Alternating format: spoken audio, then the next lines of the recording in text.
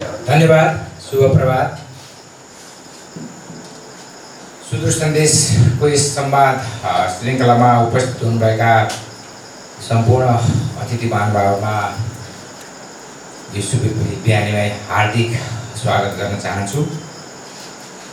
र यस कार्यक्रममा हामीले खास गरेर सुदूरपश्चिम प्रदेश सरकारले 2082-83 का लागि प्रस्तुत गरेको बजेटका विषयमा सरकारले ल्याएको बजेटका बारेमा हामी आजको यस बसाइमा यो संवाद गर्नेछौँ।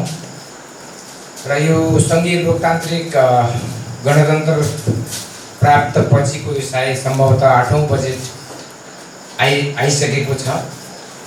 र यस बजेटमा के कस्ता विषयवस्तुहरू समेटिएका छन् र नागरिकहरूका अपेक्षाहरू के छन् र यस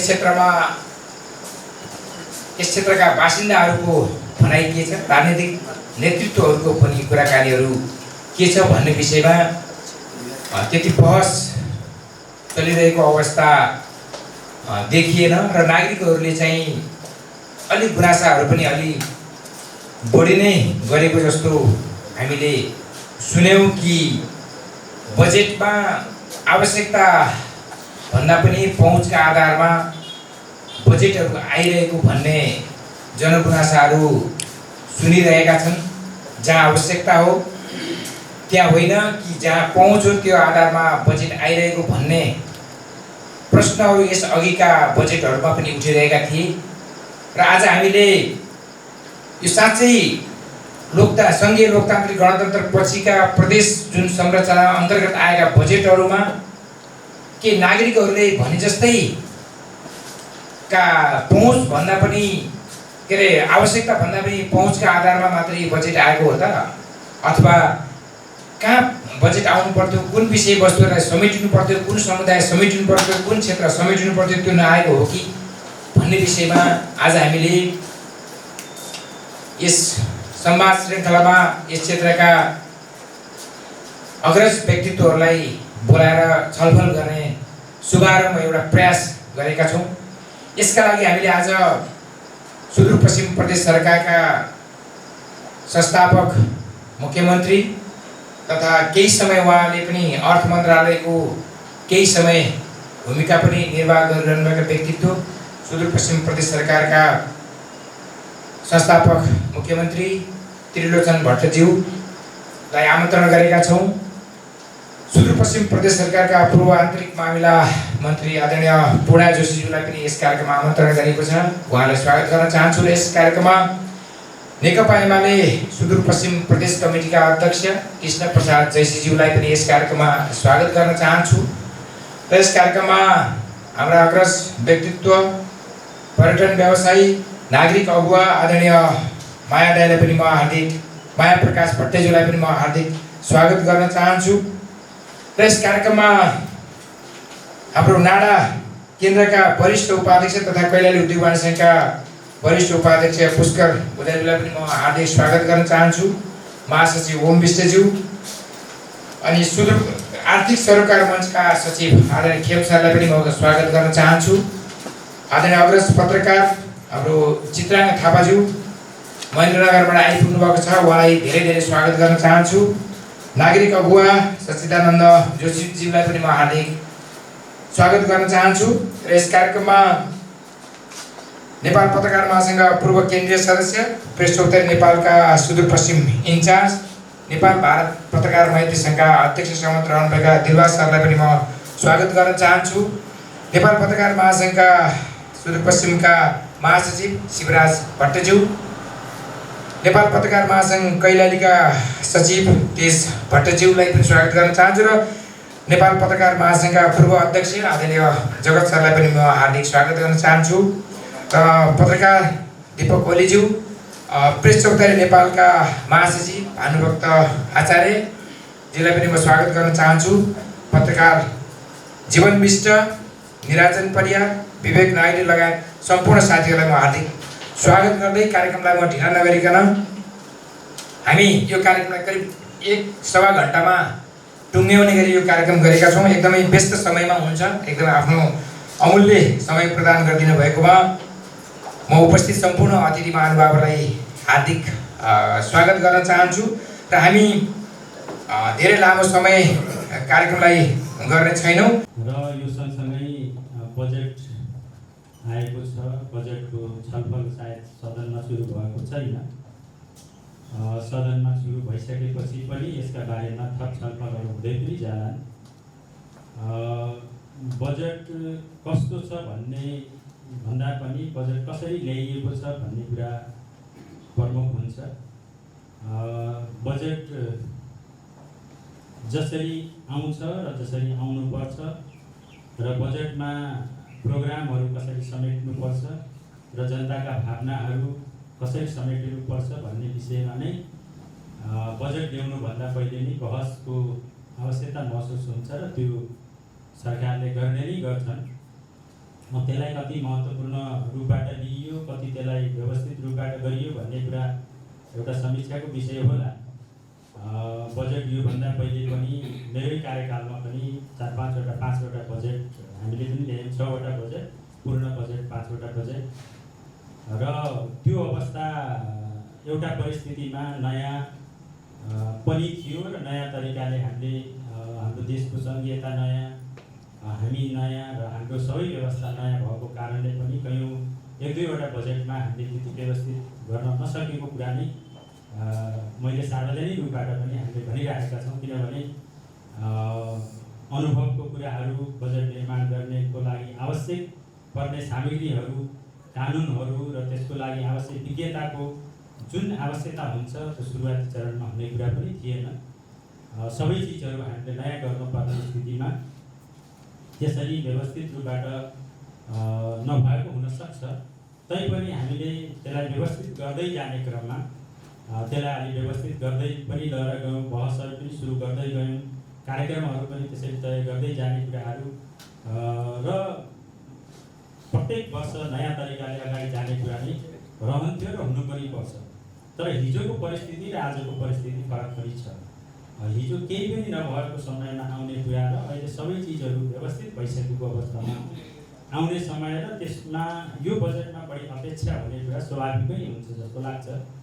र नागरिकको त्यो अपेक्षा हुने कुरा, नागरिक समाजको अपेक्षा हुने कुरा र सबैको व्यापारी व्यवसायिकहरूले बढी अपेक्षा गर्ने कुरा र सबै पार्टीहरूले अपेक्षा गर्ने कुरा स्वाभाविक नै रहन्छ। किनभने हिजोभन्दा आवश्यकताहरू बढ्दै जाने कुरा, चाहनाहरू बढ्दै जाने कुरा र सरकारले पनि नयाँपन दिनुपर्ने हुन्छ। र त्यो आधारमा हेर्ने हो भने अहिलेको जुन बजेट छ त्यसको नयाँ चिजहरू देख्न केही पनि पाइएको छैन। खासै भन्नुहुन्छ भने यो बजेटमा चासोको विषय पनि कसैको बनेको जस्तो लाग्दैन। जब नागरिकमा चासो हुँदैन, जब मिडियामा चासो हुँदैन, जब नागरिक समाजमा चासो हुँदैन, जब बौद्धिक वर्गमा सरकारका गतिविधिमा चासो हुँदैन, त्यो अवस्थामा धेरै राम्रो हुन्छ भन्ने कुरा कल्पना गर्न सकिँदैन। जस्तो अवस्था चाहिँ साथीहरूले सुनाइहाल्नुभयो। सङ्घीय सरकारको पनि हिजो अस्तिको बहसहरू हामीले हेऱ्यौँ, सेम त्यही अवस्था छ। आखिर माननीय भएबाटै मन्त्री हुने हुन्। मन्त्री भएको साथीहरूको हावभाव र मान्यजीहरूको हावभाव हेर्दा त आकाश जमिनको फरक भयो। त्यो लेभलले चाहिँ देश चलाउनु पनि सक्दैन, सकिँदैन, सङ्घीयता चलाउनु पनि सक्दैन। यो विषयमा हामीले केही चिज चेन्ज गर्न सोच्नुपर्ने चाहिँ जरुरी छ। यसलाई कसरी बहसमा ल्याउने, यसलाई कसरी निरन्तरता दिने भन्ने विषयमा चाहिँ हामी अहिले यही भनौँ यही फर्मबाट सम्भव नहुने टाइमको पनि कुरा भावना यो बहसलाई चाहिँ निरन्तर राखौँ र आगामी त्यतिखेर पनि असहमति राखेका थिए। मुख्यमन्त्री कृषि आधुनिकीकरण कार्यक्रम राख्नुभयो, कार्यान्वयन भएन भने मुख्यमन्त्रीले गरेन भन्ने हुन्छ। नाम त जोडिया छ नि त, संस्थापद नाम हुन्छ। त्यसैले गर्दाखेरि त्यो नगरौँ। मेन स्ट्रिमबाट जे दिनु छ राज्यको मूल बजेटबाट, यो सांसदलाई पैसा दिने कुरा पनि होइन। मैले त्यतिखेर पनि पत्रकार साथीहरू हुनुहुन्छ, म त्यतिखेर पनि भन्थेँ निर्णय प्रक्रियामा सहभागी गराऊ, पैसा दिने होइन, पैसा बाँड्ने अधिकार दिने होइन भनेर त्यतिखेरै पनि भनिहालेँ। बाँड्ने अधिकार दिएन, जनताका आवश्यकता पहिचान गर्न सक्छ त्यो निर्णय गर्ने ठाउँमा चाहिँ निर्णयमा चाहिँ सहभागी गराऊ। निर्णयको कुराहरू चाहिँ गर्ने कुराहरूमा त्यो भइसकेपछि हातमा पैसा लिएर यो 3 करोडै यो 5 करोडै भन्न पर्दैन। यो करोडेवाला होइन हामी कहाँको हो र? हामी त्यो निर्णय प्रक्रियामा सहभागी हुनको लागि हामीले त्यतिखेर पनि गरेका थियौँ। अहिले पनि के छ भने उसको 3 करोडवाला समानुपातिक सांसद, 5 करोडवाला चाहिँ प्रत्यक्ष निर्वाचित। अनि उनीहरूले छाडिसकेका आफ्नै टोल वरपरका योजनाहरू, आफ्ना खास भनिनेहरूका योजनाहरू समेटेर बजेट बनाएका छन्। कसको बिर्ताहरू बजेट बन्यो होइन। त्यसैले गर्दा जनताको दुःख गरेर उसको कोदोको घाँस काटेर होइन, उसको चाहिँ औषधि उपचारको रकम काटेर बनाएको बजेटबाट हाम्रो हालिमुहाली हुने कुराहरू कदापि सही हुँदैन। त्यो जुनसुकै प्रगतिशील पार्टीहरू छन् होइन, प्रजातन्त्रवादी गणतन्त्र ल्याउनको राम्रो धेरै भयो भने बढी चासो हुँदैन, कि त अब आशा नै भएन भने त्यसपछि चासो हुँदैन जस्तो लाग्छ। मलाई लाग्छ अहिले सरकारप्रति धेरै चासो, धेरै आशा, धेरै चिज गरिहाल्ला भन्ने कुरा छैन र त्यो आधारमा पनि धेरै यो बजेटमाथि धेरै टिका टिप्पणी भएको जस्तो लाग्दैन। अब बजेट कसरी बनाउने भन्ने कुराहरू यहाँ क्वेसन उठ्न सक्छ। आफ्नो पालामा केही पनि नगर्ने, त्यसपछि अरूलाई आलोचना गर्ने, म त्यो पक्षमा छैन। हाम्रो पालामा पनि कहीँ कमी कमजोरी भएका हुन सक्छन्, त्यसलाई हामीले स्वीकारेर जाने कुरा नै हो। फेरि कुनै पनि सत्ता अथवा सरकार चलाउने व्यक्ति सर्वसर्वा हुन्छ भन्ने पनि हुँदैन। त्यो आवश्यकता दैनिक बढ्दै जान्छ र त्यो आवश्यकता अनुसार अगाडि बढ्दै जाने कुरा पनि हुन्छ। तर हिजो कयौँ चिजहरू हामीले नयाँ गर्न खोजेका थियौँ, कयौँ चिजहरू कार्यान्वयन भए, कयौँ चिजहरू अभावको कारणले कार्यान्वयन हुन सकेन। तर हिजो गर्न खोजिएका चिजहरू पनि पछिल्लो चरणमा कम हुँदै गएको स्थिति हामी देख्छौँ। बजेटमा आवश्यकता हो भने त्यसलाई कसरी औचित्य पुष्टि गर्ने र कार्यकर्ता भन्दा बाहिर भनौँ भने साँच्चीकै भन्ने हो भने आम नागरिकलाई चाहिँ यो बजेटको कुनै मतलब छैन। बजेट नागरिकसम्म पुग्यो पनि छैन। कार्यकर्ता भन्दा माथिको लेभलमा यो बजेटको रमाइलो भएको हुनाले यसलाई कसरी व्यवस्थित गर्न सकिन्छ भन्ने कुराहरूमा चाहिँ हामीभन्दा पनि खास गरेर मिडियाकै साथीहरू तपाईँहरूको कलमको अलिकति कदर पनि हुन्छ। निश्चित हामीले बोल्नुभन्दा पनि यसरी व्यवस्थित गर्नुपर्छ, यसरी लैजानुपर्छ भन्ने किसिमको बहस बेला बखत चलाइराखौँ। यो बहस नेताहरूले गरेका यिनी कुकर्महरू, यिनी स्वेच्छाचारी गतिविधिहरूले गर्दाखेरि भएको भन्ने मलाई कुराहरू देखिन्छ। यो दुर्भाग्य हो। हामीले प्रदेशसभामा मुख्यमन्त्रीज्यू यही हुनुहुन्छ। प्रदेशसभामा हामीले सुरुवाती दिनबाट प्रदेशको नीति तथा योजना आयोग बनाऊ, एउटा प्रणालीमा चाहिँ प्रदेशलाई लैजाउँ होइन। नागरिकहरूका आवश्यकता के हुन्, तलैबाट वडाबाट एउटा टोलबाट त्यो 7 स्टेपको बारेमा हामीले चाहिँ त्यतिखेरै गरिराख्यौँ। बजेट निर्माण गर्ने किसिमका एउटा चरणहरू पुरा गरौँ। आवश्यकता पनि थाहा हुन्छ, जानकारी हुन्छ र त्यो जनताका आवश्यकताको बारेमा चाहिँ बजेट निर्माण हुने कुराहरू राज्यको दायित्व हुन्छ भन्ने कुरा गरेका थियौँ। त्यो हुन सकेका छैन। आउने होटेलहरूमा बास बस्ने अनि त्यस पछाडि चाहिँ निरन्तर क्याम्पेन गर्ने, अब लेनदेन हो कि के हो भन्ने कुराहरू त्यो हिडन कुराहरू भयो। तथापि मान्छेले बोल्दै आएका छन्। बजेट अहिले योजनाहरू ल्याउनको निमित्त जनताको आवश्यकता भनेर ल्याउने चिजहरू चाहिँ प्रिपेयर्ड हुन्छन् भन्ने कुराहरू चाहिँ व्यापक गुनासो छ। धेरै गुनासो आइसकेपछि मैले अन्तिम बजेटमा चाहिँ मैले मेरो असहमति राखेका थिएँ। ज्यादै धेरै गुनासो आयो, चारैतिरबाट आयो। हामी प्रमाण पेश गर्छौँ भन्ने खालको कुराहरू आयो। यो राज्यको चाहिँ स्रोतहरूमाथि जनताका प्रतिनिधिहरूले दलाली गर्न हुँदैन भन्ने कुराहरू मेरो स्ट्रङ अडान हो। म अहिले पनि त्यो भन्छु, कसैको कृपा होइन। जनताको राज्यको स्रोत साधनहरूमा जनताको अधिकार हुन्छ। त्यसको बाँडफाँड गर्ने ठाउँमा पुगेका मान्छेहरूको त्यो दायित्व हो। तर त्यो हुन सकेका छैन। खानेपानीको एउटा योजना म मेरो पालाको एउटा स्मरण गर्न चाहन्छु। एकजना दलित समुदायबाट आउने मान्छे, शिगर नगरपालिका वडा नम्बर 10 को एकजना भाइ हुन्। चारैतिर तडपे ती मान्छे, खानेपानी छैन, सेतीबाट आउनुपर्छ, ल्याउनुपर्छ, बोकेर ल्याउनुपर्छ। अनि त्यसपछि त्यो पानी ल्याउनको लागि केटाकेटीहरूको घरमा आलो पालो लगाउनुपर्छ, उनीहरूले स्कुल छोड्नुपर्छ भन्ने यो कति कारुणिक कुराहरू। यो मनन गर्ने होइन भने जनप्रतिनिधि र त्यो ठाउँमा त्यो भाग गर्ने ठाउँमा मान्छे यो संवेदनशीलता बुझ्न सक्दैन भने गर्दैन। खानेपानीको योजना अहिले कम्प्लिट हुँदैछ, खुसी लागिरहेछ। त्यसैले त्यो नागरिकहरूको आवश्यकता के हो, त्यो कुन पार्टीको हो, कुनसँग सम्बन्धित छ, कुन पार्टी मात्रै भएन, कुन गुटको, कुन उपगुटको भन्ने कुराहरू हेरिन्छ अहिले बजेट निर्माणमा। यो कसैको यो एउटा व्यक्तिगत ढुकुटीबाट त्यो खर्च गरिरहेको छैन।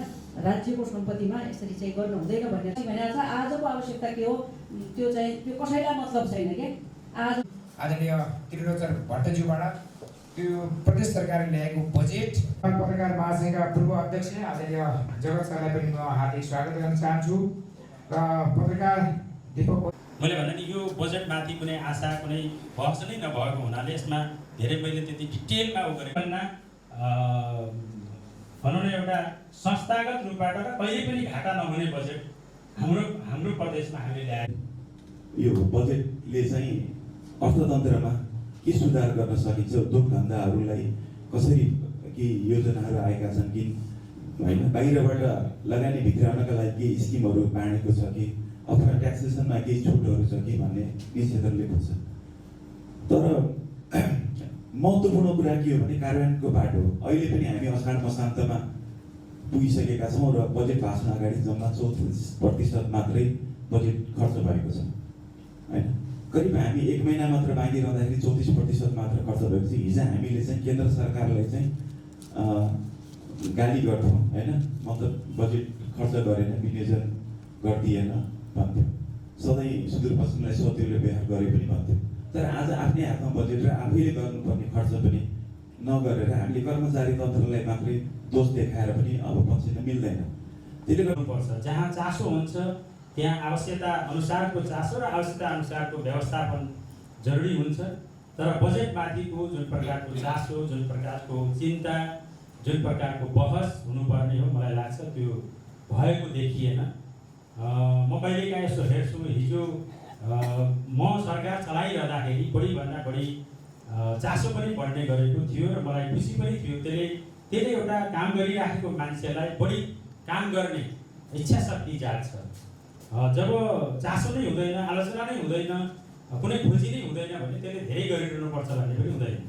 मैले स्थापना कालमा हामीले केही सुरुवाती चाहिँ गरेको थियौँ। मलाई लाग्छ अब यो निजी क्षेत्रको साथीहरू र यही बजेटकै क्रममा चलेर आउनाले बजेट बनाउने प्रक्रियामा सबै वित्तीय साथीहरूको सल्लाह र निजी क्षेत्रको सल्लाह चाहिँ आवश्यक हुन्छ भन्ने किसिमले तत्कालीन मुख्यमन्त्रीले त्यो रियलाइज पनि गर्नुभएको थियो। मलाई लाग्छ 1-2वटा अर्थमन्त्रीहरू, सुरुको अर्थमन्त्रीहरूसित हामीले बसेर केही विषयमा बहस पनि गरेको थियौँ। त्यो हामीले निजी क्षेत्रले मात्रै बहस गरेर सबै कुरा पुगिहाल्नु पर्छ र पुगिहाल्छ भन्ने चाहिँ होइन। तर यहाँहरूको जस्तो मानिलीहरूको अलिक एउटा बाध्यता कस्तो टाइपको देखियो भने अब आफ्नो निर्वाचन क्षेत्रलाई प्रोटेक्सन दिने एउटा हो, आफ्नो कार्यकर्तालाई प्रोटेक्सन दिने अर्को हो, आफ्नो पार्टीको माथिल्लो निकायले भनेको कुरालाई चाहिँ त्यसलाई चाहिँ सुझावको रूपमा ल्याउने एउटा कुरा हो। यो 3-4वटा कुराले गर्दा यो रियलिटी हो, यसमा केही छिपाएको छैन। अब उहाँहरूले आफ्नो जुन क्राइटेरिया छ त्योभन्दा बाहिर गएर बजेट ल्याउनलाई चाहिँ अलिकति हिचकिचार हुने हुनाले त्यसमा वित्तीय साथीहरू भयो, प्राइभेट सेक्टरको मान्छे हो भने मान्यजीहरूले ल्याएका कुराहरूलाई पनि हामीले समर्थन गरौँ, स्थानीय निकायको पनि एउटा चाहिँ सल्लाह लियौँ। तर वास्तविक बजेट आउने भनेको जस्तो वडा अध्यक्षदेखि लिएर भनौँ नि, वडा अध्यक्ष, स्थानीय निकायका अध्यक्षज्यूहरू, प्रदेश सरकारको समन्वय, निजी क्षेत्रको कोर्डिनेसन यताउति गरेर यसरी ल्याउने जुन प्रणाली 1-2 बजेटमा सुरुवाती भएको थियो, त्यसले कति रिजल्ट दिएन भन्ने आफ्नो ठाउँमा छ। तर अहिले आएर ठ्याक्कै कस्तो देखियो भने अमरेश कुमार सिंह, डाक्टर अमरेश कुमार सिंहले सङ्घीय संसदमा एउटा कुरा बडा चाहिँ मार्मिक ढङ्गले उठाउनु भएको छ। अब भाषामा केही उद्दण्डता भयो त्यो बेग्लै कुरा हो, तर भावमा उद्दण्डता होइन। यसमा राष्ट्रवाद हामीले हेर्न खोज्यौँ भने त्यो राष्ट्रवाद, त्यो ढोंगी राष्ट्रवाद मात्रै हुन्छ। उहाँले भन्नुभएको 4-5वटा एउटा चाहिँ जिल्लामा मात्रै, उहाँहरूका टोलमा मात्रै योजना जाने हो भने किन चाहियो त त्यत्रो सङ्घीय संसद होइन? किन चाहियो बजेट? त्यो कसैले कृपा गरे भइहाल्छ नि, 4-5जना बस्ने, विनियोजन गर्ने, आफ्ना ठाउँमा चाहिँ त्यो बार्गेनिङ गरेर त्यसमा गरे भइहाल्यो भनेर भन्ने खालको कुराहरू गर्नुभएको छ। तर भाषामा यदि हेर्दाखेरि ऊ चाहिँ अराष्ट्रियवादी यताउता होला, त्यो भनाइ चाहिँ उहाँको अलिकति गलत छ, शब्द गलत होला। तर सारमा के हो भने जो सत्तामा छ, जो पहुँचमा छ, जो त्यो भागभण्डा गर्नुपर्ने ठाउँमा जसको दायित्व हो त्यो मान्छे चाहिँ स्वेच्छाचारी भएको छ। उसले कुनै विधि पद्धति, बजेटका आधारभूत सिद्धान्त के पनि पालना गर्नु परेको छैन। त्यसैले यो कुराहरू गलत एक्सर्साइज हुँदै गइरहेछ। त्यो माथिदेखि तलसम्म, स्थानीय तल वडासम्म अहिले त्यो चाहिँ रोग एकदम ज्याङ्गेर अल्झेरो भइसकेको छ। त्यो निर्मूल गर्नको लागि पनि फेरि हामी यही नागरिक समाज चाहिँ अगाडि आउनुपर्छ, यस्तै संवादहरू गर्नुपर्छ र यस्तै संवादहरूले मात्रै होइन, यिनै संवादहरूका यी गलत कुराहरूका विरुद्ध हामीले आक्रमण गर्नुपर्छ भन्ने लाग्छ। अर्को कुराहरू यो बजेट कार्यान्वयनको अवस्था के छ भनेर भन्दाखेरि बजेट त चाहिँ घाटा बजेट ल्याएर हामीले चाहिँ यति अर्ब त्यति अर्ब, प्रदेशको अर्ब, सङ्घको खर्ब भन्छौँ। कार्यान्वयनको अवस्था के छ? त्यतापट्टि त्यो जिम्मेवारी हो कि होइन बजेट निर्माण गर्ने मान्छेहरूको? कार्यान्वयन गर्ने कुराहरू सम्बन्धित इन्स्टिट्युसनहरूको त्यो जिम्मेवारी हो कि होइन भन्ने कुराहरू पनि अहिले कति होला। अब असारको महिना विकास भएको छ, म तारानगरमा बस्छु, त्यसको वरपर एउटा बाटो बन्दैछ, नाली बन्दैछ, ठेकेदारले त्यो खोतल्यो छोडिदिएको छ। त्यो पुरै हिलाम्य छ, एउटा पानीले त त्यस्तो भएको छ। अनि यतापट्टि ससाना घरहरू छन्, टहरा छन्, ती चाहिँ डुबेर ती मान्छेलाई उठिवास लाग्नुपर्ने किसिमको विकास हाम्रा चाहिँ विकास कार्यान्वयन गर्ने तरिकाहरू हाम्रा छन्। त्यसैले गर्दाखेरि विकास न समयमा सम्पन्न भएको छ, न विकास बजेट खर्च हुन सकेको छ। प्रतिशतमा भन्ने हो भने प्रत्येक मन्त्रालयगत बजेटको चाहिँ कार्यान्वयनको अवस्था कस्तो थियो छ अहिले भन्ने कुराहरू मन्त्रीज्यूले मैले हेमन्त सरलाई भन्न चाहन्छु कि बहालवालालाई पनि यहाँ ल्याउनु भएको भए राम्रो हुन्थ्यो, किनभने जानकारी हुन्थ्यो, अङ्कमा भन्न पाइन्थ्यो, उहाँले भन्न सक्नुहुन्थ्यो कि के बहस भइरहेछ भनेर। हामी सबै त्योभन्दा बाहिरका मान्छेहरू मात्रै यहाँ छौँ। त्यसैले कार्यान्वयनको अवस्था मलाई लाग्दैन 40% भन्दा माथि जाला जस्तो मलाई लाग्दैन असार कम्प्लिट हुँदा पनि। मेरो पालामा म 10 महिनामा आन्तरिक मामिला तथा कानुन मन्त्रालयको मन्त्री भएको थिएँ, 86% बजेट हामीले खर्च गर्न सकेको अवस्था थियो। तथापि म असारसम्म चाहिँ काम गर्न पाएको थिएन। त्यसैले खर्च गर्ने आफ्नो मन्त्रालयमा विनियोजन भएको रकम त खर्च गर्न पनि त सक्नु पऱ्यो नि। माग्ने अनि खर्च गर्न नसक्ने, थन्क्याउने, फेरि बजेट बनाउने, फेरि भागबन्डा गर्ने, त्यो प्रिपेडवालाहरूले त आफ्नो त भाग असुलिसकेका हुन्छन्। जनताको अधिकार गए भाडमा। यस्तो किसिमको अवस्थाले चाहिँ विकास हुन सक्दैन भन्ने लाग्छ मलाई। कुरा यो बजेट अघिल्लो वर्षको बजेटहरूको निरन्तरता मानिन्छ।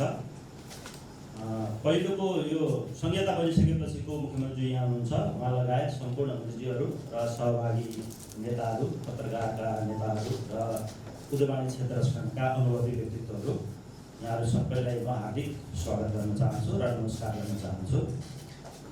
यो त्यति बेला संहिता सुरु भइसकेपछि मैले मुख्यमन्त्रीज्यू, त्यति बेला अब आर्थिक मामिला मन्त्री, भौतिक योजना मन्त्री, उहाँहरूसँग पनि एक खालको संवाद सुझाव दिने कुरा गरेका थिएँ। हामी तपाईँ लोकतान्त्रिक पद्धतिमा बजेट बनाउँदैछौँ। बजेट दुई तीनवटा तरिकाका व्यवस्था प्रणाली अनुसारले बन्छ। यसरी बजेट बनाउने, पञ्चवर्षीय योजना बनाउने सोभियत सङ्घले सुरु गरे भन्ने मानिन्छ। हाम्रो देशमा पनि पञ्चवर्षीय योजनाहरू बनाउने गर्छौँ। सुरुकै वर्ष मैले भनेको थिएँ वस्तुगत विवरण बनाऊ, हाम्रो यो प्रदेशलाई कस्तो बनाउने, सुरुको वर्ष हाम्रा संरचनाहरू यो चाहिँ भवन चाहिएला, राजधानी चाहिएला, त्यसको जग्गा चाहिएला, थुप्रै कुराहरूको बारेमा छलफल गरौँ भन्यौँ, निर्णय गऱ्यौँ। राजधानी गोदावरी बनाउने भन्यौँ। हामीले अहिलेसम्म पनि त्यहाँ चाहिँ त्यो कार्यान्वयन गर्ने पनि होइन, अर्को के गर्ने पनि होइन, एकदम मौन बसेर सुतेका छौँ। त्यसैले सरकारले गर्ने नयाँ प्रणाली सुरु गर्ने देशहरूमा राजनीतिक शक्तिहरू, पार्टीहरू उहाँहरूले चाहिँ के गर्ने, कसरी अगाडि बढ्ने भन्ने बारेमा दत्तचित्रका काम गर्नुपर्ने हुन्छ। त्यो अलिक नभएको जस्तो देखिन्छ। अब यो पछिल्ला वर्षका बजेटहरूमा त्यति बेला पनि हामीले पहिलेका लोकतान्त्रिक प्रणाली सुरु भएपछि, राजतन्त्र भए पनि त्यति बेला बजेट प्रणाली चाहिँ सुधार गर्दै लगेको थियो। बजेट सिस्टम अघि मुख्यमन्त्रीले भने जस्तो तपाईँ कसरी बजेट बनाउने भन्ने बारेमा चाहिँ कस्तो शासन प्रणाली छ भन्नेमा निर्भर हुन्छ। हामी लोकतान्त्रिक बहुदलीय होइन त्यस्तो प्रणालीमा छौँ र गणतन्त्रको हिसाबमा अगाडि बढेपछि अहिले झन् सुधार हुनुपर्ने थियो। त्यति बेला तलबाट माथि बग्ने प्रक्रिया हुन्थ्यो, हामी बटम अप प्लानिङ एप्रोच। बस्तीहरूमा छलफल हुन्थ्यो, त्यहाँ पछाडि परेको वर्ग, कहिले काम नसुनेका कुरा, उनका कुराहरू चाहिँ सङ्कलित गर्ने, वडामा विचार गर्ने, त्यसपछि गाउँसभाहरूमा त्यति बेला परिषद हुने थियो, त्यसले चाहिँ विचार गर्ने र प्राथमिकता निर्धारण गर्ने, इलाका स्तरमा पनि त्यसको चाहिँ प्राथमिकरण गर्ने, छुट्याउने। अनि जिल्ला विकास समितिमा 4वटा 6वटा जति समितिहरू हुन्थे, विषयगत समितिहरू। त्यो विषयगत समितिबाट अन्तमा योजना तर्जुमा समिति भन्ने हुन्थ्यो, त्यसले फाइनल गरेपछि जिल्ला परिषद जान्थ्यो र त्यसले एउटा किताब निर्माण गरेर केन्द्रलाई पठाउने गर्थ्यो। त्यो पठाइएको किताबबाट योजना किताब, योजना ब्याङ्क जस्तै हुन्थ्यो। त्यसमध्येबाट कति छान्ने केन्द्रीय सरकारले भन्ने हुन्थ्यो। त्यसमा जस्तो म त्यति बेला जिल्ला विकास समिति सभापति थियो आसाममा, त्यसमा 70% जति हाम्रा ती योजनाभित्रैबाट परेका छन् भनेर हामी विश्लेषण गर्थ्यौँ। अरू योजना किन नपरेको भने केन्द्रलाई दबाब दिने गर्थ्यौँ। अब शासन प्रणालीमा चाहिँ दलीय व्यवस्था छ, काङ्ग्रेसको शासन हुन्थ्यो, अनि एमालेको पनि पटक पटक बिचमा शासन जाने गर्यो। अहिले अब माओवादी पनि अब हतियारले होइन, अब यो चुनाव प्रणालीबाटै जान्छौँ भनेर हामी सबै यो प्रणालीलाई मानेर अगाडि बढेका छौँ। अब सैनिक शासनहरू भएका ठाउँमा र म चिनको पनि केन्द्रीय यो शासन प्रणालीको, उनीहरूको बजेट प्रणालीको अध्ययन गर्न गएँ। हाम्रो जस्तो तल राजस्व कर उठाउने अधिकार चिनले दिएको छैन। मैले सोधेँ किन नदिएको भनेको, अब यो शासन प्रणाली केन्द्रबाटै चल्या हुनाले हामी त्यस्तोमा लाग्दैनौँ, योजना जम्मै के चाहिन्छ भन्छौँ, केन्द्रले बजेट दिएको छ भनेको तल बोल्न पाइँदैन। एकदलीय शासन प्रणालीमा तल हामी गर्छौँ, तल हामी थप्छौँ भन्ने खालको जस्तो हामी बोल्छौँ त्यस्तो एकदलीय प्रणालीमा हुँदैन। अनि तर उनीहरूले राखेको टार्गेट, उनीहरूले बनाएका योजनाहरू यो यतातिर हाम्रो लासामा चाहिँ त्यो हामीहरूको बाध्यता छ, त्यो बाध्यतालाई पनि सपोर्ट पुग्ने, सरकारको बाध्यतालाई पनि सपोर्ट पुग्ने किसिमले एउटा विशुद्ध विज्ञ साथीहरूको प्राइभेट सेक्टरको एउटा फरम यस्तो मैले आवश्यक महसुस गरेको छु। उहाँहरूलाई ल्याएर उहाँहरूको गलत कुराको मात्रै खण्डन गर्ने होइन, उहाँहरूलाई सजेस्ट गर्नको लागि यी क्षेत्रको विज्ञ साथीहरूको 4-5 एउटा जोइन्ट प्लेटफर्म भयो भने उहाँहरूलाई ल्याएर यसरी जानुपर्छ। उहाँहरू मान्ने नमान्ने उहाँहरू काम एउटा सल्लाह सुझाव दिनुको लागि नन पोलिटिकल प्लेटफर्म एउटा 4-5 जनाको यस्तो विज्ञ समूहको भयो भनेपछि अनि उसले चाहिँ बेला बखतमा स्थानीय निकायलाई चाहिँ क्रियाशील बनाउन सक्छ। प्रदेश सरकारलाई तपाईँहरू यो गर्नु पर्थ्यो, यो गर्नु भएन भन्ने किसिमको सल्लाह सुझाव पनि केन्द्रीय सरकारलाई भने सुदूरपश्चिमकै मिनिङमा सुदूरपश्चिमको डेभलपमेन्टको विषयमा चाहिँ तपाईँहरू यसरी जानुपर्छ है भन्ने खालको लैजानुको लागि अहिले पनि ढिलो भइसक्यो छ जस्तो मलाई लाग्दैन। त्यस्तो आवश्यक हो भनेपछि एउटा प्राइभेट सेक्टरको 4-5 जनाको एउटा कोर्डिनेसन गर्ने फर्म चाहिँ आवश्यक हुन्छ उहाँहरूलाई सजेस्ट गर्नुको लागि। त्यसले पनि हामीले धेरै सल्लाह सुझावहरू चाहिँ दिन सक्छौँ।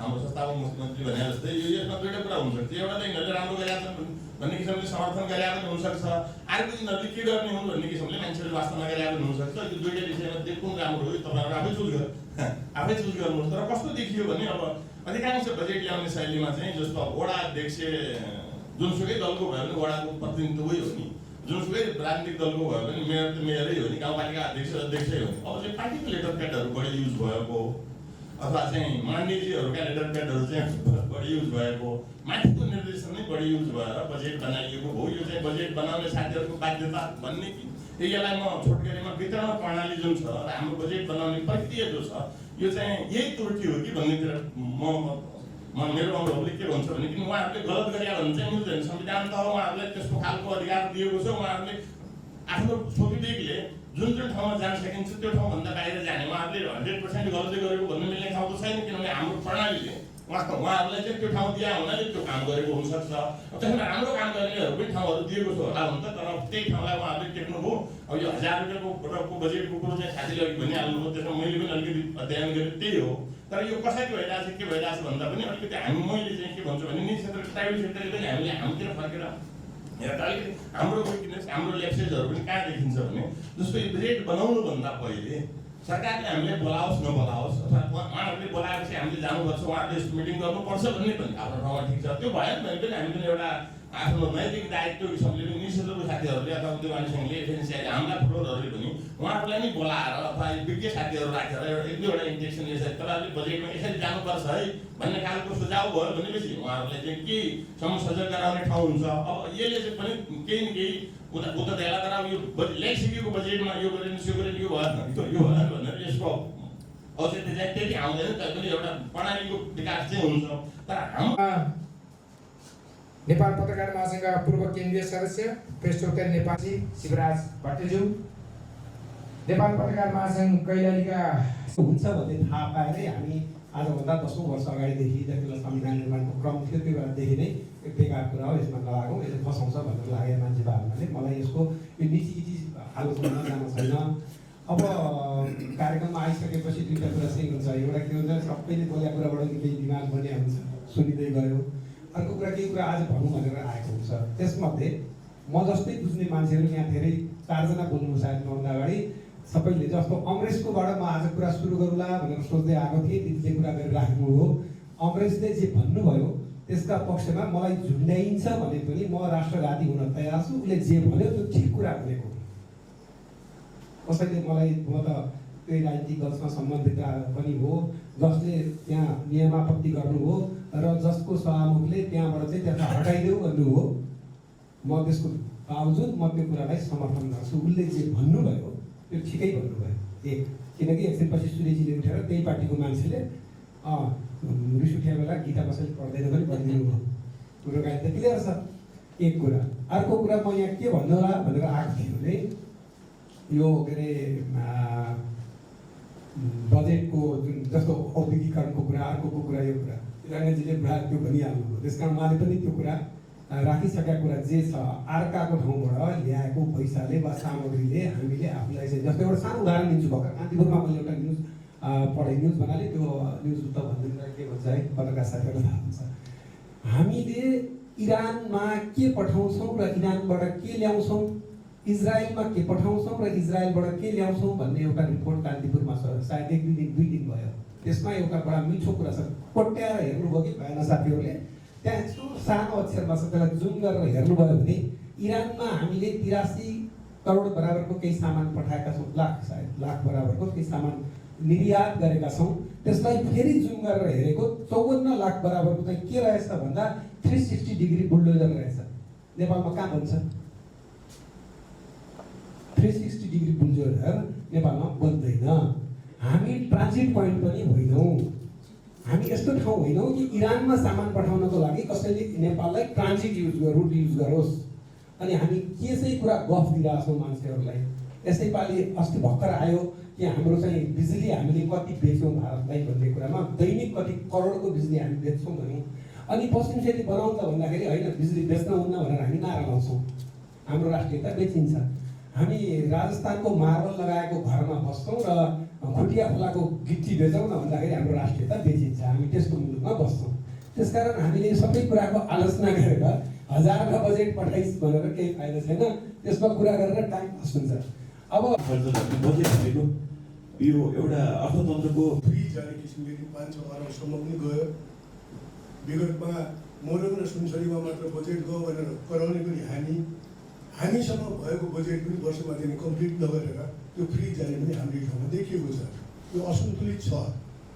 अब अझ मलाई त के लागेको छ भनेदेखि यदि मुलुकको राजनीतिक अवस्थामा सुधार भएन, गठबन्धनकै हिसाबबाट अगाडि बढ्ने र राजनीतिक दलहरू गुट उपगुटमा विभाजित हुने किसिमले गयो भने देश भयावह अवस्थामा जान सक्ने लक्षण देखिएको छ।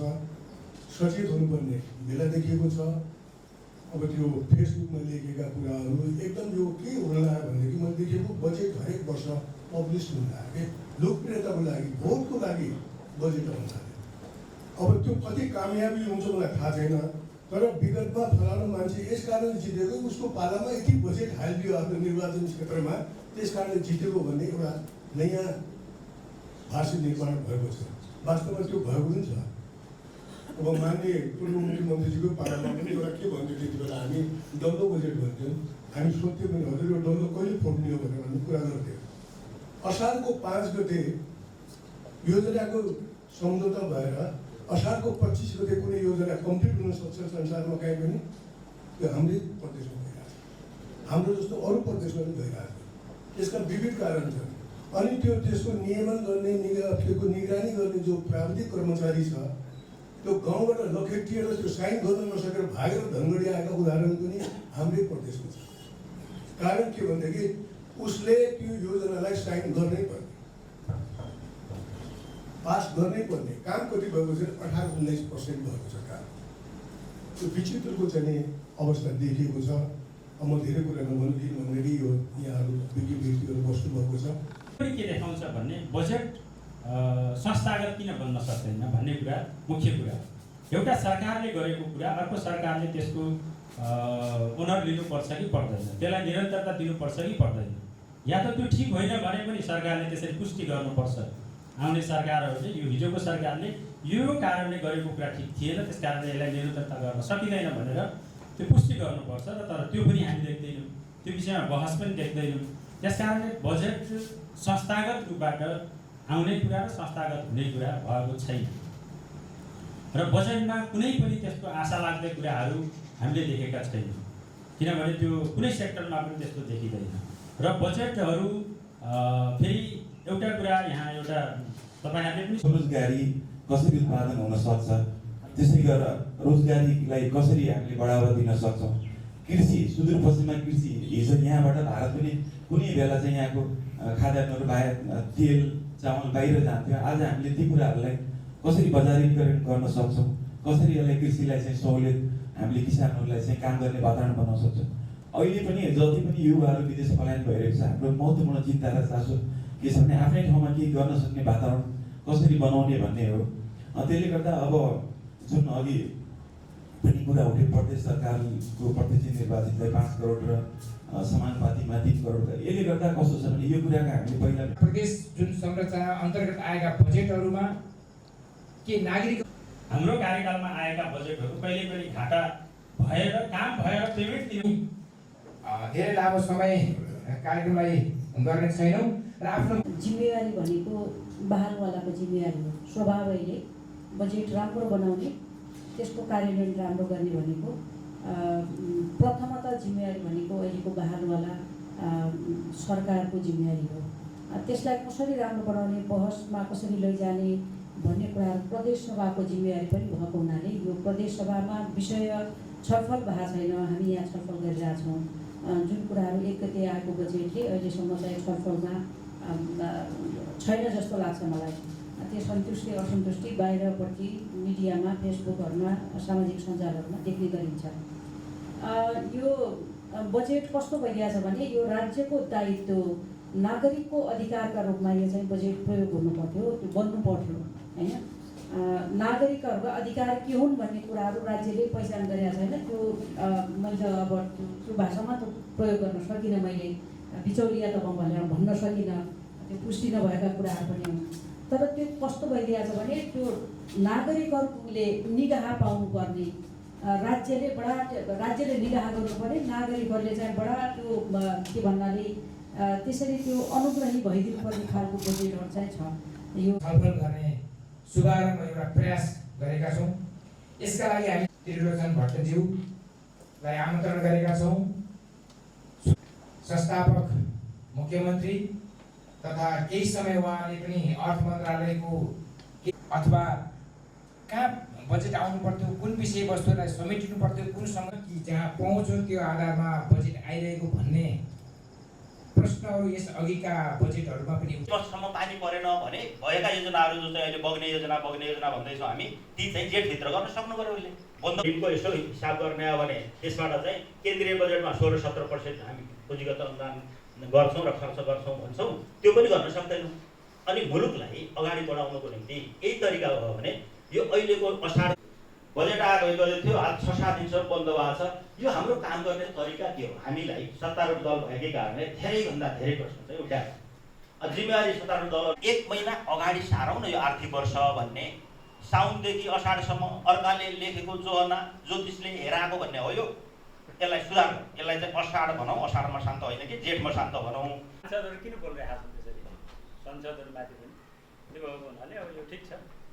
यो कुराहरू जो छ यो मलाई के लाग्छ भने कोही नेताले, कोही प्रधानमन्त्रीले, कोही एउटा पत्रकारले गरेर हुने होला छैन। यसको लागि सबै सचेत हुनु जरुरी छ। त्यो गर्यो भने हुन्छ। हामी समय 1 घन्टाभित्र बस सकौँ भनेको छौँ। म पहिले त समय नपुग्ला भन्ने तपाईँलाई सुझाव दिन चाहन्छु। यति केन्द्रबाट आउने, यति चाहिँ मात्रै बनाउँ भन्ने हिसाबबाट उसलाई चाहिँ त्यो सिलिङ हेर्न मात्रै सजिलो भएको, तर जनताको कुरा पोरसाल गरेको जुन उद्यमी क्षेत्र सङ्घका अनुभवी व्यक्तित्वहरू, यहाँहरू सबैलाई म हार्दिक स्वागत गर्न चाहन्छु र नमस्कार गर्न चाहन्छु। यो त्यति बेला संहिता सुरु भइसकेपछि मैले मुख्यमन्त्रीज्यू, त्यति बेला अब आर्थिक मामिला मन्त्री, भौतिक योजना मन्त्री, उहाँहरूसँग पनि एक खालको संवाद सुझाव दिने कुरा गरेका थिएँ। हामी तपाईँ लोकतान्त्रिक पद्धतिमा बजेट बनाउँदैछौँ। बजेट 2-3वटा तरिकाका व्यवस्था प्रणाली अनुसारले बन्छ। यसरी बजेट बनाउने, पञ्चवर्षीय योजना बनाउने सोभियत सङ्घले सुरु गरे भन्ने मानिन्छ। हाम्रो देशमा पनि पञ्चवर्षीय योजनाहरू बनाउने गर्छौँ। सुरुकै वर्ष मैले भनेको थिएँ वस्तुगत विवरण बनाऊ, हाम्रो यो प्रदेशलाई कस्तो बनाउने, सुरुको वर्ष हाम्रा संरचनाहरू, यो चाहिँ भवन चाहिएला, अगाडि चाहिएला, त्यसको जग्गा चाहिएला, थुप्रै कुराहरूको बारेमा छलफल गरौँ भन्यौँ, निर्णय गर्यो। राजधानी गोदावरी बनाउने भन्यौँ। हामीले अहिलेसम्म पनि त्यहाँ चाहिँ त्यो कार्यान्वयन गर्ने पनि होइन, अर्को के गर्ने पनि होइन, एकदम मौन बसेर सुत्या। त्यसैले सरकारले गर्ने नयाँ प्रणाली सुरु गर्ने देशहरूमा राजनीतिक शक्तिहरू, पार्टीहरू, उहाँहरूले चाहिँ के गर्ने, कसरी अगाडि बढ्ने भन्ने बारेमा दत्तचित्रका काम गर्नुपर्ने हुन्छ। त्यो अलि नभएको जस्तो देखिन्छ। अब यो पछिल्ला वर्षका बजेटहरूमा त्यति बेला पनि हामीले पहिलेका लोकतान्त्रिक प्रणाली सुरु भएपछि, राजतन्त्र भए पनि त्यति बेला बजेट प्रणाली चाहिँ सुधार गर्दै लगेको थियो। बजेट सिस्टम अघि मुख्यमन्त्रीले भने जस्तो तपाईँ कसरी बजेट बनाउने भन्ने बारेमा चाहिँ कस्तो शासन प्रणाली छ भन्नेमा निर्भर हुन्छ।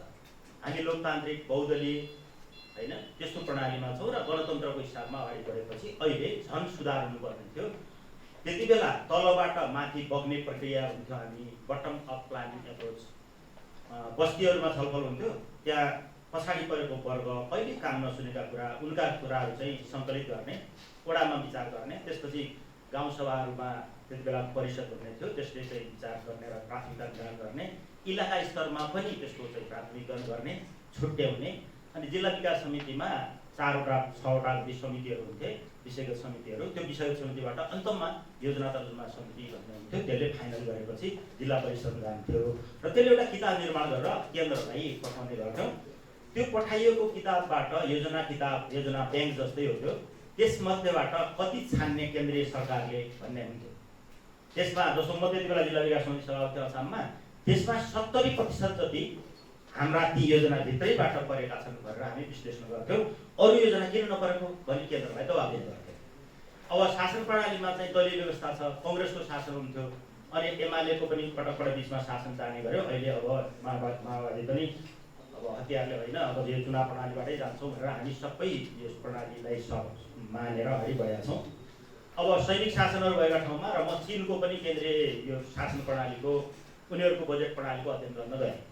हाम्रो जस्तो तल राजस्व कर उठाउने अधिकार चिनले दिएको छैन।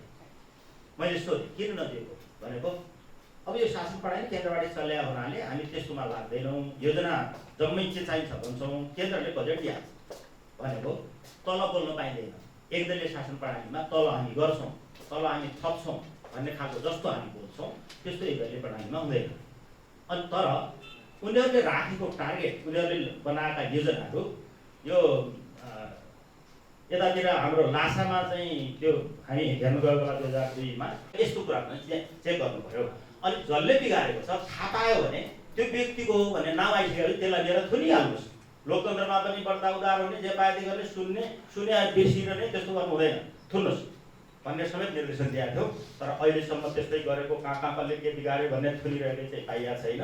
अब सुरुवातका वर्षमा पहिलो 5 वर्ष नीति कार्यक्रमहरू ऐनहरू बनाउनु पर्ने थियो पनि समस्या थियो। अहिले पनि यो म प्रदेशलाई, हाम्रो प्रदेशलाई अब लुम्बिनीले आफ्ना आधार संरचनाहरू बनाउन थालिसक्यो। हामीले चाहिँ पुरानै जीविसका कार्यालयका ती भवनहरूमा यताउति थपथाप गर्दै ताला हालेर गरिरहेको छौँ। तपाईँले राम्रो व्यवस्थित खालको दूरदृष्टि राखेर अगाडि बढ्नुभयो भने तपाईँ धेरै काम गर्न सक्नुहुन्न। यो राजधानी सिमानाभन्दा 15 किलोमिटर टाढा चाहिन्छ भन्ने मान्यता के ऐन कानुन कहाँ छन् भन्छन्, त्यो पनि के हो अब गर्दैन। यसमा सबै ध्यान दिउँ। यसलाई चाहिँ अलिक बढ्ता चलायमान बनाउने कुरा, अनि राजस्व दायरा क्षेत्र खोल्ने कुरा, बढ्ता गर्ने कुरा आवश्यक छ। सरकारले दिकन मात्रै चल्ने हो भने अमेरिकामा आफ्ना स्रोतका आधारमा गर्छन्, उनीहरूका संविधान कानुनले आफ्ना अलिक विशेष खालका छन्, अनि उनीहरू बलियो ढङ्गले चलेका छन्। अब हाम्रो संहिता आयो कि खतम मात्रै भन्छौँ, काम चाहिँ राम्रो गर्दैनौँ। यसमा सबैको आलोचना सत्तारूढ दलहरूले हामीले सुन्नुपर्छ जस्तो लाग्छ। तपाईँहरूका कुराहरू अझ देखेका नीतिभित्रका कुराहरू पढेर अध्ययन गर्नुभएको छ, तपाईँहरूको सुझाव सुन्न र त्यो अलिअलि मैले जानेको कुरा मात्रै भन्न आएको छु र केही कुराहरू उठ्यो भने फेरि पनि कुरा गरौँला। धन्यवाद।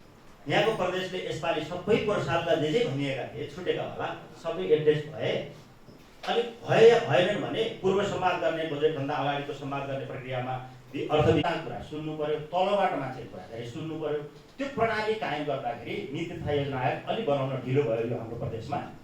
नीति तथा योजना आयोग बनाएका ठाउँमा यो खोजी प्रदेशले, मैले पछिल्लो बेला सुनेको छु, उनीहरूले योजना ब्याङ्क बनाए, सङ्कलित योजनाहरू योजना ब्याङ्कमा राख्ने, त्यसको प्राथमिकता निर्धारण गर्ने, यस वर्ष कति छ भने र अर्को वर्ष के लैजाने र वर्षगत विवरणका आधारमा हाम्रो प्रदेश कहाँ छ भन्ने पनि उनीहरूले क्यालकुलेसन गरेर प्रोफाइल बनाउँदैछन् अरे, कति बनाइसके र त्यसपछिका योजनाहरू हामी यस अनुसारले गर्छौँ भन्ने र नयाँ योजनाहरू आयो भने पहिले नै छ कन्टिन्यू हो भने के गर्नु परेन, नयाँ योजना आयो भने कसरी राख्ने त्यो प्राथमिकताको होइन।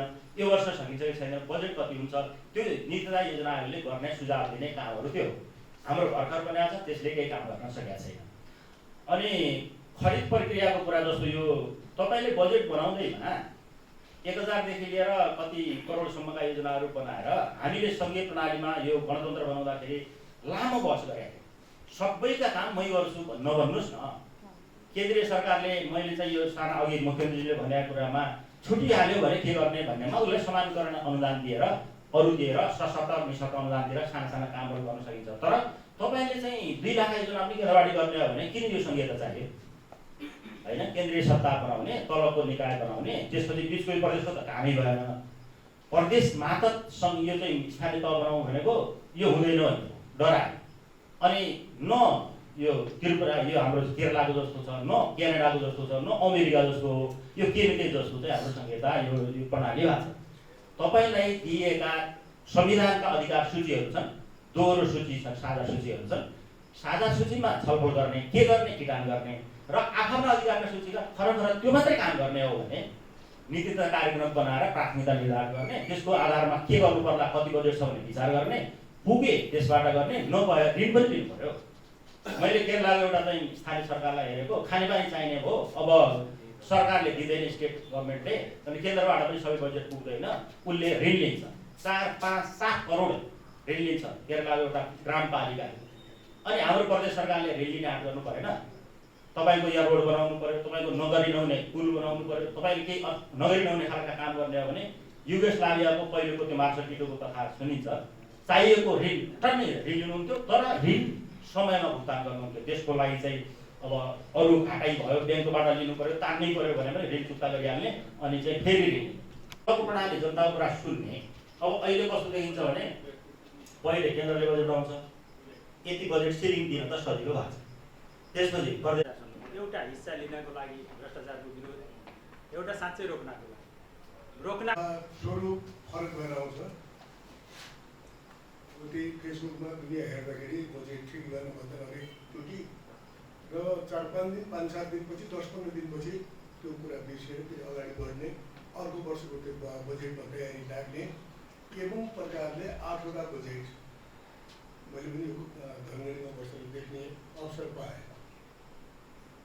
मलाई के लाग्छ भने मैले बाल्यकालमा पढ्ने उमेरमा जब पञ्चायतको बजेट आउँथ्यो भनेदेखि बहुत ठुलो चासो हुन्थ्यो एकदमै चारैतिर। कर्मचारीको तलब बढ्छ कि अथवा सडक बन्छ के बन्छ भन्ने कुराको पनि चासो हुन्थ्यो। आम नागरिकले यो बजेटप्रति के भन्छ नि त्यो त्यस्तै कसले चासो राखेर धेरै जिज्ञासा राखेको सोधपुछ गरेको देखिँदैन। अब त्यो बजेट आउने बेलामा जो यो चासो राख्नेहरू पनि ती पनि लाखापाखा लागिसकेका छैन।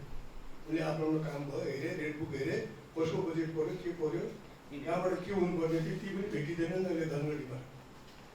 माननीय मुख्यमन्त्रीजी हुँदाखेरि मैले देखेको त्यहाँ भिड भइरहेको थियो बाहिर एकदम यो बजेटको बेलामा। त्यो ट्रेन हटेको छैन, त्यो यथावत छ। र मैले बुझ्न नसकेको कुरा के भनेदेखि यो बजेटप्रति चासो कसको हुनुपर्छ? वडा सदस्यदेखि एउटा नेतृत्वमा बसेको माथिसम्म बसेको मान्छेहरूको आफ्नो क्षेत्रमा कुन बजेट जान्छ, कसरी बजेट जान्छ भन्ने कुरा जुन चासो हुनुपर्ने हो, उनीहरू लो प्रोफाइलमा छ। जसलाई चासो हुनुपर्ने हो लो प्रोफाइलमा छन्, जसलाई चासो नहुनुपर्ने हो क्षणिक फाइदा लिनुपर्ने हो तिनी हाई प्रोफाइलमा भएको देखिन्छ। त्यसै कारणले बजेट कहिलेकाहीँ तपाईँको त्यो फ्री जाने किसिमले 5-6 अरबसम्म पनि गयो। विगतमा मोरङ र सुनसरीमा मात्र बजेट गयो गरेर कराउने पनि हामीसम्म भएको बजेट पनि वर्षमा चाहिँ कम्प्लिट नगरेर त्यो फ्री जाने पनि हाम्रो ठाउँमा देखिएको छ। त्यो असन्तुलित छ। अब अझ मलाई त के लागेको छ भनेदेखि यदि मुलुकको राजनीतिक अवस्थामा सुधार भएर गठबन्धनकै हिसाबबाट अगाडि बढ्ने र राजनीतिक दलहरू गुटमा विभाजित हुने किसिमले गयो भने देश भयावह अवस्थामा जान सक्ने लक्षण देखिएको छ। सचेत हुनुपर्ने बेला देखिएको छ। अब त्यो फेसबुकमा लेखेका कुराहरू एकदम यो के होला भनेदेखि मैले देखेको बजेट हरेक वर्ष पब्लिस हुन लाग्यो कि लोकप्रियताको लागि, भोटको लागि बजेट आउन लाग्यो। अब त्यो कति कामयाबी हुन्छ मलाई थाहा छैन, तर विगतमा फलानु मान्छे यस कारणले जितेको उसको पालामा यति बजेट हालिदियो आफ्नो निर्वाचन क्षेत्रमा, त्यस कारणले जितेको भन्ने एउटा नयाँ भाषी निर्माण भएको छ। वास्तवमा त्यो भएको पनि छ। अब माननीय पूर्व मुख्यमन्त्रीजीको पालामा पनि एउटा के भन्थ्यो त्यति बेला हामी डल्लो बजेट भन्थ्यौँ। हामी सोध्थ्यौँ पनि हजुर यो डल्लो कहिले फोड्ने हो भनेर कुरा गर्थ्यौँ। असारको 5 गते योजनाको सम्झौता भएर असारको 25 गते कुनै योजना कम्प्लिट हुन सक्छ संसारमा कहीँ पनि, त्यो हाम्रै प्रदेशमा भइरहेको छ। हाम्रो जस्तो अरू प्रदेशमा पनि भइरहेको छ। यसका विविध कारण छन्। अनि त्यसको नियमन गर्ने त्यसको निगरानी गर्ने जो प्राविधिक कर्मचारी छ त्यो गाउँबाट लखेटिएर त्यो साइन गर्न नसकेर भाइरो ढङ्गले आएका उदाहरण पनि हाम्रै प्रदेशमा छ। कारण के भनेदेखि उसले त्यो योजनालाई साइन गर्नै पर्ने, पास गर्नै पर्ने। काम कति भएको छ? 18-19% भएको छ काम। त्यो विचित्रको चाहिँ अवस्था देखिएको छ। अब म धेरै कुरा नभनौँ, किनभनेदेखि यो यहाँहरू व्यक्तिहरू बस्नुभएको छ र अहिलेको अवस्थामा हामीले बुझ्नु नसकेको कुरा के हो भनेदेखि हाम्रो देशकै बजेट पनि, देशकै अर्थतन्त्र पनि एउटा मुलुक केन्द्रित निर्भर भएको बजेट छ। हिजोको दिनमा आर्थिक विविधीकरण गर्ने अवस्था थियो।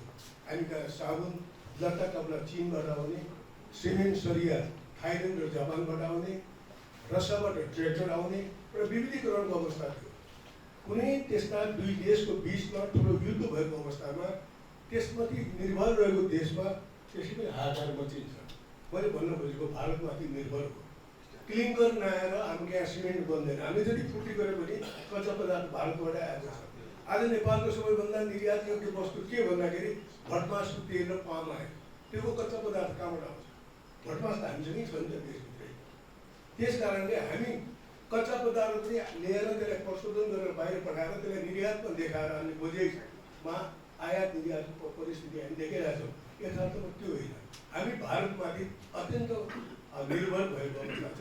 यस्तो अवस्थामा मुलुकको जनताको लागि कुन देशबाट फाइदा हुनसक्छ, कहाँबाट ल्याउँदाखेरि यो आम जनतालाई हुनसक्छ, त्यो हुनु पर्यो।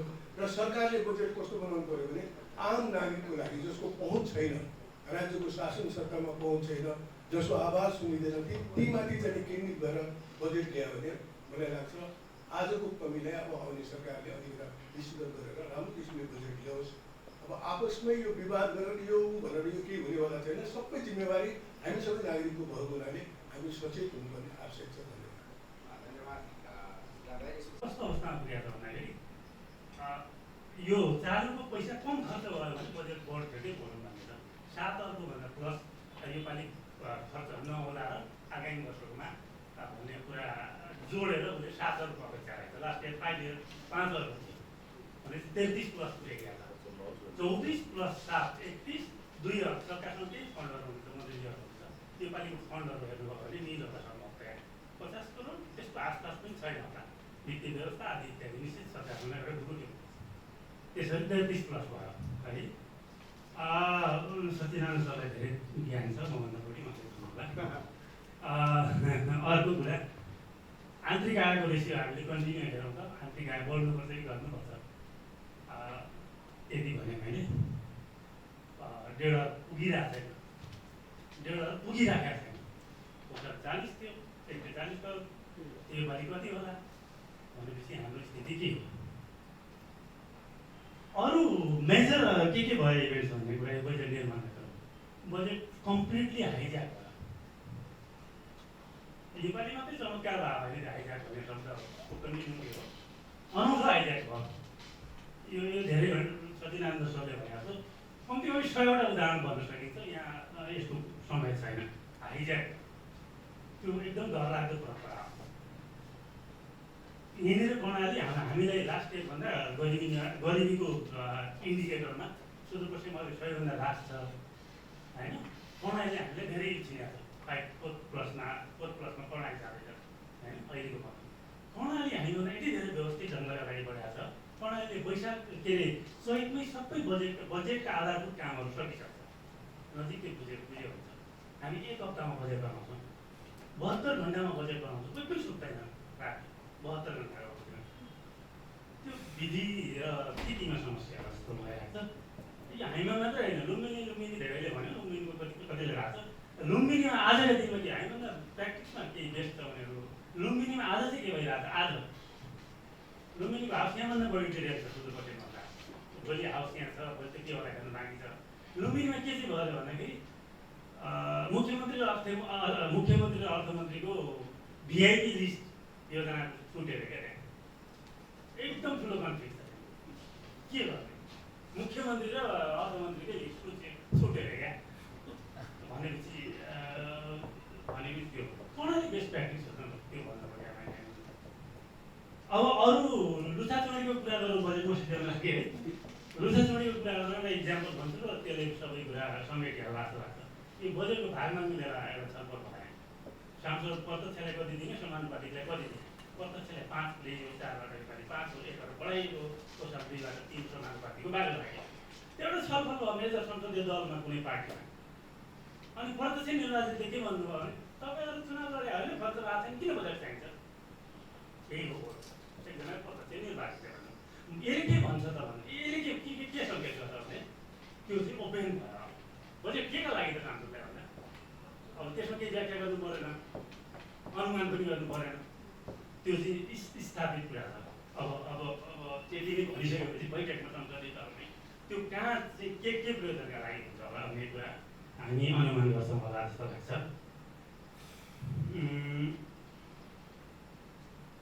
यो मैले त्यति अन्तिममा चाहिँ भागभण्डाको तथाकमथाक प्राथमिकताहीनताको एउटा मात्रै उदाहरण के भने हामी ट्रेन हेरौँ न, प्रदेशका गौरवको योजनामा कति बजेट छ, नयाँ प्रदेश गभर्मेन्टले त नयाँ के क्रिएट गर्नुपर्ने भनेर योजनाहरू सके नयाँ गर्ने, नभए प्राथमिकतालाई कम्प्लिट गर्ने। के अरे पुरानो गौरवका योजनावाला वा प्रदेश सरकारको महत्त्वाकांक्षी योजनालाई प्राथमिकताका हिसाबले त्यसलाई कम्प्लिट गर्ने दिशामा जानुपर्ने होइन र।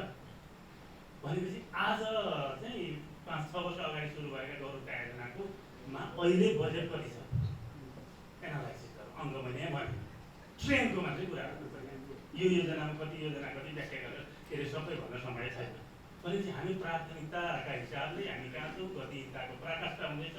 तर यसका लागि अब यहाँ एकजना सबैभन्दा अहिले यो छलफलमा अलि मेजर स्टेक होल्डर अहिले स्टेट पार्टी अध्यक्ष हुनुहुन्छ होइन।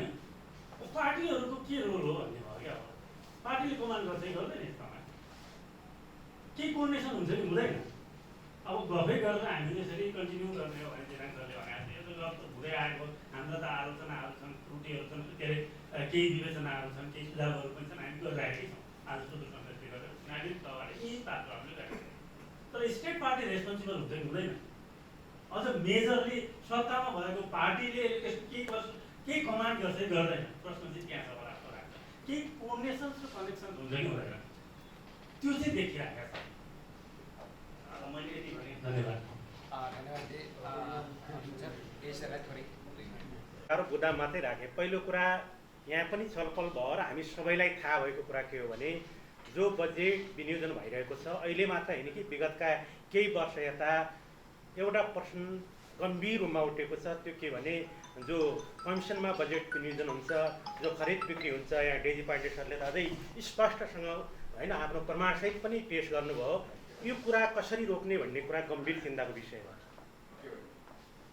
हामीले भन्यौँ हिजो केन्द्रीय होइन राज्य सत्ताबाट सुदूरपश्चिम भूपेक्षमा पर्यो, त्यो भएर हामी योमा बढी गरिबी छ, बेरोजगारी छ भन्यौँ।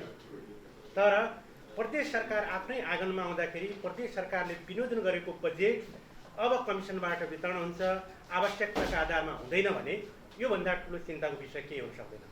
त्यो भएर यसलाई कसरी रोक्ने भन्ने कुरा महत्त्वपूर्ण कुरा हो। यो ओपन सिक्रेट देखिहाल्यो, बजेट कमिसनमा विनियोजन भइरहेछ, आवश्यकताका आधारमा भइरहेको छैन भन्ने कुरा छ भने यसलाई कसरी रोक्ने भन्ने कुरा हामी सबैले अघि पनि यसमा हामी सबै नागरिक समाजका अगुवा राजनीतिक दलको नेतृत्व सबैले यसमा साथ दिनुपर्छ। किनभने यो प्रदेश हाम्रो हो, यो प्रदेशको विकास समृद्धिसँग हाम्रो र हाम्रा सन्ततिको भविष्य जोडिएको छ, यहाँ ध्यान दिनुपर्छ भन्ने मैले एउटा कुरा राखेँ।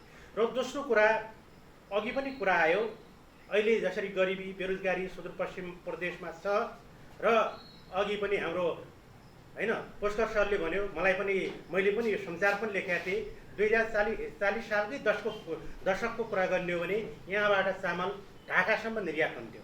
तर आज हाम्रो निर्यात आयातको अवस्था र व्यापार घाटाको स्थिति के छ भनेर हेर्ने हो भने एकदम भनौँ नि चिन्ताजनक अवस्था छ।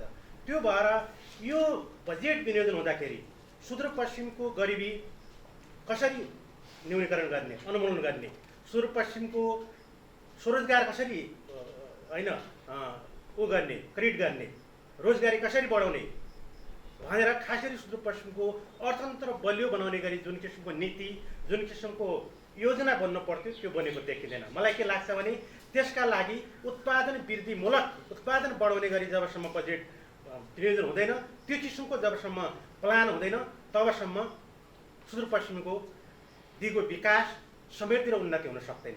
त्यो भएर खास गरी उत्पादन बढाउने किसिमको बजेट जो विनियोजन हुनु पर्थ्यो हुन त अब यो कुरा फेरि कसलाई के सुनाए जस्तै हुन्छ। जहाँ बजेटै कमिसनमा वितरण हुन्छ, जहाँ बजेटै खरिद बिक्री हुन्छ भने यो त धेरै टाढाको कुरा पनि होला, यसको कुनै अर्थ पनि नहुन सक्ला।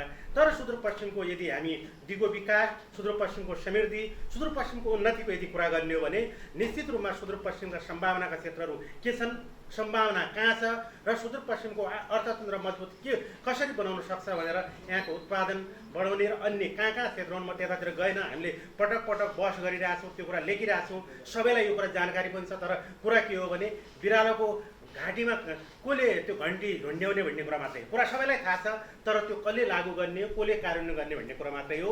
मैले यी दुईवटा यी कुराहरू यहाँ राखेँ र सबभन्दा अन्तिममा यही हो कुरा, सबभन्दा समस्या भनेको अनियमिततामा हो। हामी बजेट विनियोजन गर्दाखेरि पनि खरिद बिक्रीको कुरा छ, त्यो विनियोजन भएको बजेट पनि त्यसपछि अघि पनि कुरा आयो, जब आषाढी विकास हुन्छ अनि त्यो बजेटमा के हुन्छ, त्यहाँ गुणस्तर काम हुँदैन अनि त्यहाँ पनि कमिसनको खेल हुन्छ। अब यी कुराहरू भइरहेछन्, यो कुरा रोकिनुपर्छ। यो रोकिए मात्रै हामीले जो परिकल्पना गरेको, हिजो लडेर हामी पनि त लड्या हो लोकतन्त्रको स्थापनाका लागि, यो सङ्घीय गणतन्त्र ल्याउनुको लागि हामीले पनि त सङ्घर्ष गऱ्यौँ नि। जो त्यो किसिमको यसको जो उद्देश्य हो, जो लक्ष्य हो, त्यो परिपूर्ति गर्नको लागि यो कुरा सुधार हुनैपर्छ। यो कुरामा आज एउटा चिन्ताको विषय छ, हामीले यो कुरा काममा उठाउने गरेका छौँ। आज पर्सन अलिक कम उठाउने कुरा भइरहेछ, चाहे हामी सञ्चारकर्मीबाट होस्, चाहे नागरिक समाजबाट होस्। अघि मुख्यमन्त्रीज्यू लगायत धेरैले कुरा उठ्यो, आज बजेटमाथि किन चासो छैन, किन बजेटमाथि हामी पर्सन उठाइरहेको छैनौँ, किन यो बहसको कुरा भइरहेको छैन भन्ने गम्भीर कुरा हो। त्यो भएर पर्सन उठाउनु छोड्नुहुन्न, हामीले पर्सन उठाउनुपर्छ, बहस गर्नुपर्छ र हामी सबैको दायित्व छ, यो सुधार हुनुपर्छ। धन्यवाद। हस् दिलबाग सर, यहाँ धेरै धेरै धन्यवाद। यो बेकार कुरा हो, यसमा नलागौँ, यसले फसाउँछ भनेर लाग्यो मान्छेहरूले। मलाई यसको यो निजी आलोचना जानु छैन। अब कार्यक्रममा आइसकेपछि दुईवटा कुरा चाहिँ हुन्छ, एउटा के हुन्छ सबैले बोलेको कुराबाट केही दिमाग बनिया हुन्छ, सुनिँदै गयो। अर्को कुरा केही कुरा आज भनौँ भनेर आएको हुन्छ। त्यसमध्ये म जस्तै बुझ्ने मान्छेहरू यहाँ धेरै 4 जना बोल्नु सायद मभन्दा अगाडि सबैले, जस्तो अङ्ग्रेजकोबाट म आज कुरा सुरु गरौँला भनेर सोच्दै आएको थिएँ, दिदीले कुरा गरिराखेको हो। अङ्ग्रेजले जे भन्नुभयो त्यसका पक्षमा मलाई झुन्ड्याइन्छ भने पनि म राष्ट्रघाती हुन तयार छु। उसले जे भन्यो त्यो ठिक कुरा भनेको, कसैले मलाई म त त्यही राजनीतिक दलसँग सम्बन्धित पनि हो, जसले त्यहाँ नियमापत्ति गर्नु हो र जसको सभामुखले त्यहाँबाट चाहिँ त्यसलाई हटाइदेऊ भन्नु हो, म त्यसको बावजुद म त्यो कुरालाई समर्थन गर्छु। उसले जे भन्नुभयो त्यो ठिकै भन्नुभयो।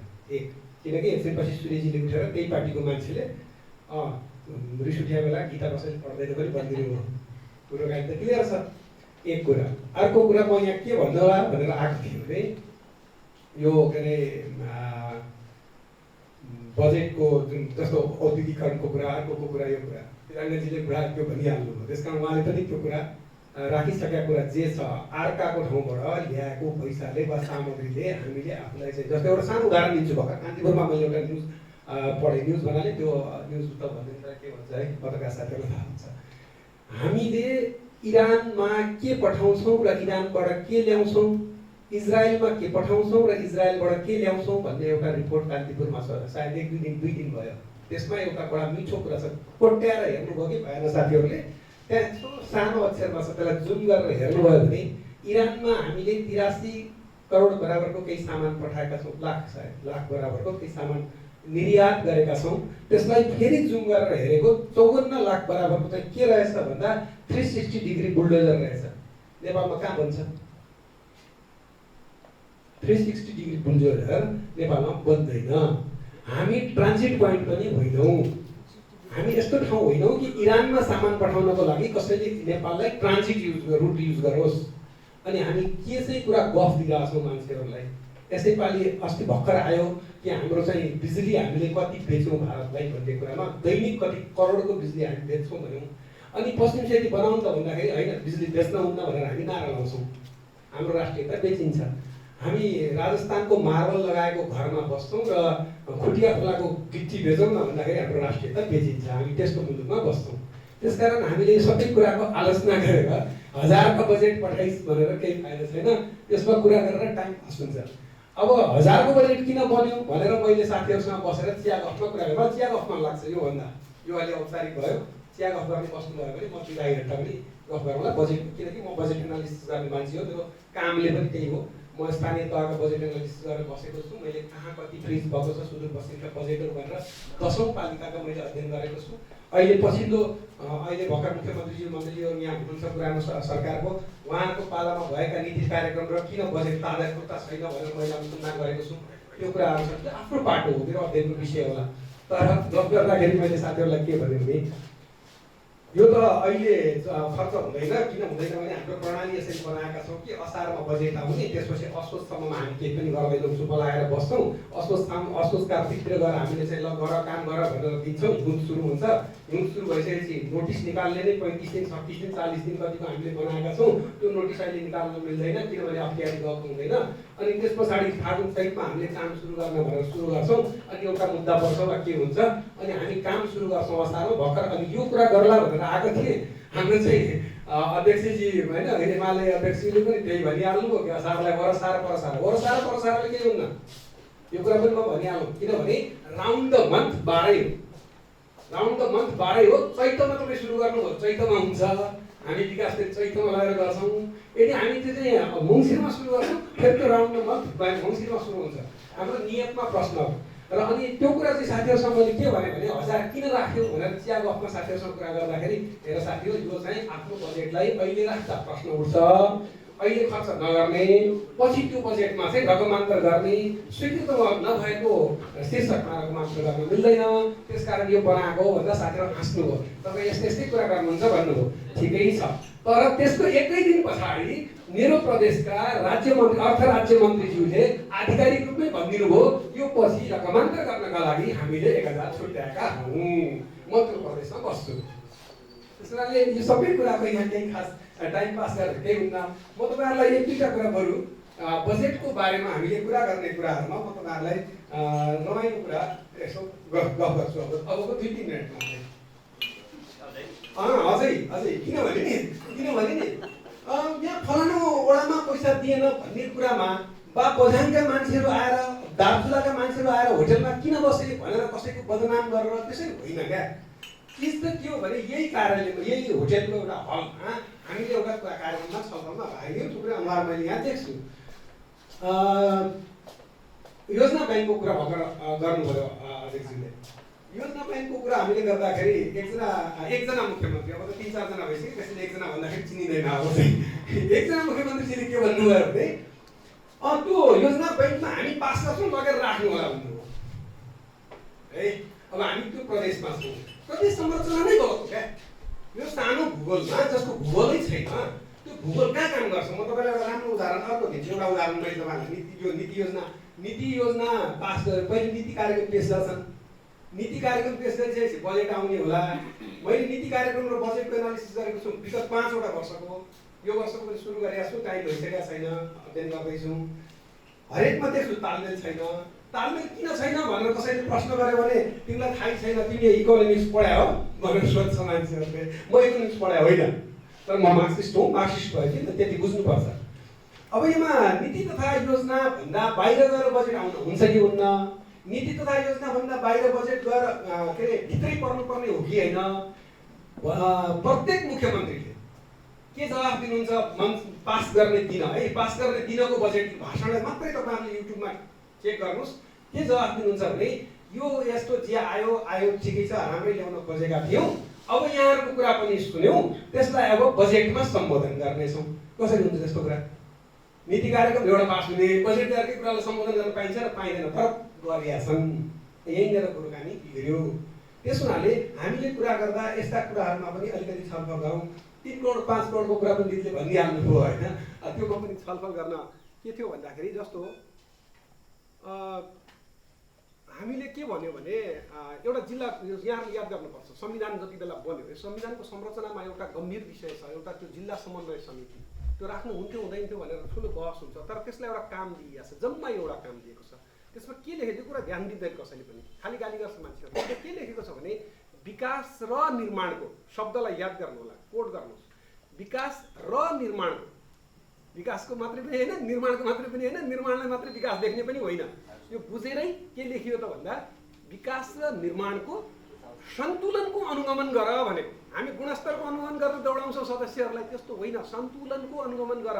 जिल्लाभरिमा पैसा कति गयो, किन गयो, कहाँ गयो, त्यो पालिकामा धेरै गयो, त्यो पालिकामा कलेज पनि, हस्पिटल पनि, बाटो पनि गयो, यो कुराको अनुगमन गर भनेर जिल्ला संसारमा कहीँ पनि एउटा निर्वाचित निकायको अनुगमन गर्ने अर्को निर्वाचित निकाय छैन, मेरो अध्ययनमा छैन है। कुनै पनि अहिलेसम्म दुनियाँको कुनै पनि देशमा हाम्रो यहाँ यो स्पेसल बनाइएको युनिक छ यो कुरा। यसका अरू पनि पछाडि कारण होला नि, त्यसमा म जान्न।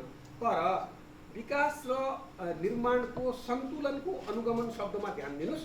र सन्तुलन कसरी हुन्छ? जब हामी प्रत्येक साथीहरूलाई के भन्छौँ भने 3 करोडको बजेट ल्याउनु होला, म एट्याच गर्छु, 3 करोडको बजेट ल्याउनु होला, म अट्याच गर्छु, 5 करोडको ल्याउनु होला, म अट्याच गर्छु। सबैले जाली हाल्ने र कुलो बनाउने ल्याएपछि अनि विकासको शिक्षामा कसले हाल्छ, स्वास्थ्यमा कसले हाल्छ, कृषिमा कसले हाल्छ, भूगोलमा कहाँ पऱ्यो भन्ने मात्रै हामीले ध्यान दिएका छौँ। वडा नम्बर 3 मा 30 लाखका पैसा गए मात्रै हाम्रो ध्यानमा छ। तर विकासको यो कुराहरूमा चाहिँ सन्तुलन किन भएन भने नहुनुको पछाडि यो 5 करोड 3 करोड बाँड्ने जुन हामीले सुरु गऱ्यौँ त्यसको कुरा हो। त्यसमा हाम्रो छलफल चाहिँ हुँदैन, एकदमै न्यून छलफल हुन्छ, त्यस विषयमा जान्न। किनभने हामी सबै राजनीतिक दलहरूसँग सम्बद्ध छौँ, सबै राजनीतिक दलका मान्यहरू छन्, प्रत्येक मान्यहरूको आफ्नो 3 करोड बेच्ने तरिका छ। उहाँहरूलाई आवश्यक छ त्यो पैसा किन दोस्रोचोटि चुनाव लड्नु छ भनेपछि हामी यो विकास गर्न सक्दैनौँ। यो प्रदेश संरचनाबाट विकासको आशा गर्नु नै त्यो गलत कुरा हो। म एउटा उदाहरण दिएर सक्छु। रामारोशन यो अघिल्लो वर्षको पटकको सरकारको बेलाको कुरा हो। जति बेला सुवेदीजी मन्त्री हुनुहुन्थ्यो सामाजिक विकास मन्त्रालय, हामी केही कारणले थियौँ। यो सबै लेख्ने कुरा होइन है साथीहरू, गफको कुरा हो। त्यहाँ रामारोशन गाउँपालिका नगरपालिकाको एउटा वार्डमा एउटा स्कुलमा छानो हाल्ने पैसा पनि नगरपालिका प्रदेशले हालेको रहेछ। त्यही पैसा नगरपालिकाले हालेको रहेछ। नगरपालिका त त्यही हुन्छ, वडा त त्यही ठाउँमा छ, उनीहरूले बनाइहाले, पैसा कहाँबाट पास गरे, के गरे, निर्णय गरे, सब गरे, आफ्नो पैसा छँदैछ। वा उपभोक्ता समितिलाई दिए या ठेका गरे, के गरे, छानो बनिगयो। अब यहाँबाट मान्यजीहरूको पैसा गयो, मान्यजीहरूको पैसाको प्रक्रियाबाट जब जानुभयो छानो त बनिसकिया छ। खै भूगोल कहाँ काम गर्ने सोध्ने कि नै? हामीले एकजना मान्यजीलाई भने, साथीहरूसँग कुरा गर्दा उहाँहरू के भन्नुहुन्छ, तपाईँहरू त्यो वडामा सोध्नुहोस् न भने कहाँ वडाले त्यत्रो हस्पिटल बनाउने, क्याम्पस बनाउने कुरा गर्दैन भने युनिभर्सिटी लगेर मेरो वडामा राख्नुहुन्छ भने युनिभर्सिटीमा पढ्ने 5000 विद्यार्थीको लागि मेरो वडाले 600 मान्छेका लागि बनाएको पानीबाट पानी खुवाउन दिन म सक्दिनँ, मेरो वडामा बनाउँदिनँ भन्न पाउने कि नपाउने वडा छ। उसको भूगोल हो नि त्यो। उसको भूगोलमा गएर तपाईँ जबरजस्ती हस्पिटल राखिदिने, जबरजस्ती युनिभर्सिटी राखिदिने, जबरजस्ती आर्मी ब्यारेक राखिदिने, अनि मैले पानीले गाँड खोल्ने, त्यसरी उसको भूगोल हो। त्यो भूगोलमा के भइराखेको छ भनेर हामीले ध्यान नदिएर हामीले यहाँबाट अनि भयो के, अनि उहाँहरू चाहिँ केका लागि आउनु भएको थियो? त्यहाँ मान्यजीहरू हुनुहुन्थ्यो है त्यति बेलाको। उहाँहरू केमा चाहिँ लबिङ गर्दै हुनुहुन्थ्यो भने अर्कै त्यसको नजिकैको वडामा पनि छानो भत्किएको छ, यो पैसालाई त्यसमा सारिदिनु पर्यो। अनि मन्त्रीजी के भन्दै हुनुहुन्थ्यो भने यो पैसा यसरी सार्न मिल्दैन, अब पछि रकमान्तरै गर्ने बेला भयो भने एउटा कुरा होला, तर के त्यो नाम मिल्छ? स्कुलको नाम पनि मिल्दैन, त्यसको वडा नम्बरको पनि मिल्दैन, अनि त्यही मैले यसलाई कसरी सार्ने भनेर उहाँले सोध्दै हुनुहुन्थ्यो। होइन सार्न पऱ्यो भनेर बहस गर्दै हुनुहुन्थ्यो। मेरो नीति निर्माताहरूलाई यति पनि त्यही कसैले बताइदिन्न। त्यसो भएर हामी यो परिवेशमा छौँ। यो बजेटको बारेमा अरू बाँकी गफ चाहिँ मजाले चिया खाएर गफ गरौँ। तपाईँलाई धेरै कुरा भनिदिन्छु, धेरै कुरा छ। धन्यवाद। सधैँ कति नभेटमा त हेर्ने भन्ने कुरा पनि छ कि अब बुझाइ। अब हाम्रो समाज कसरी अगाडि बढेको छ भने नकारात्मक कुरालाई झ्याप्पै तपाईँको समात्ने, सकारात्मक कुरालाई तपाईँको चाहिँ अलिक पछि समात्ने। आज समाचार हेर्नुहोस्, कुनै कसैको विरुद्ध न्युज लेखेको छ भने सुरुमा पढ्छु, प्रत्येक विकासका बारेमा अरू राम्रो कुरा पढ्दैन। मैले भन्नु चाहिँ के मात्रै भने अन्त माफ गर्नलाई कसै आदर पूर्वाधार होइन मेरो। सबैले बोल्नुभयो बजेट खत्तमै हो त के? बजेट साँच्चै जनताको पक्षमा छैन कि नागरिकको पक्षमा छैन? किनेको चाहिँ भाग हो त हो भने त अनि तपाईँले बोल्नु पऱ्यो नि त्यो कुरा। आफ्नो फेसबुकमा लेख्नु पऱ्यो, आफ्नो चाहिँ तपाईँको चाहिँ आफ्नो सञ्जालमा लेख्नु पऱ्यो, समाचारमा लेख्नु पऱ्यो। हामी फोरममा खत्तमै भयो, सरकारले खत्तमै बजेट ल्यायो भन्छौँ, हामी किन लेख्नु हिचकिचाएर यथार्थ लेख्नु पऱ्यो नि। मेरो हातमा मात्रै के बिना कुराहरू राखेर होइन, यदि होइन भने अहिले यहाँ बोल्नलाई बोलिदियो हो नि त भन्ने कुरा त हुँदैन नि त होइन। त्यो मेरो आधार बजेट कहाँ केही समयपछि नै होला नि त, के छैन? किनबेची भएको समय 33 वर्ष किनबेचमै आएको त। आज हेर्नुहोस् धनगढीको मुख्य सडक बनिरहेको छ नि त, त्यो पनि बिचमा किनबेचमा आएको होला। आज धनगढीको एयरपोर्ट हेर्नुहोस्, ती सडकहरू किनबेचमा आएको होला नि त। ती कुरा पनि हामीले भन्नु पऱ्यो क्या, राख्नु पऱ्यो क्या। के पोजिटिभ कुरा हो, ठिक हो, स्वाभाविक रूपमा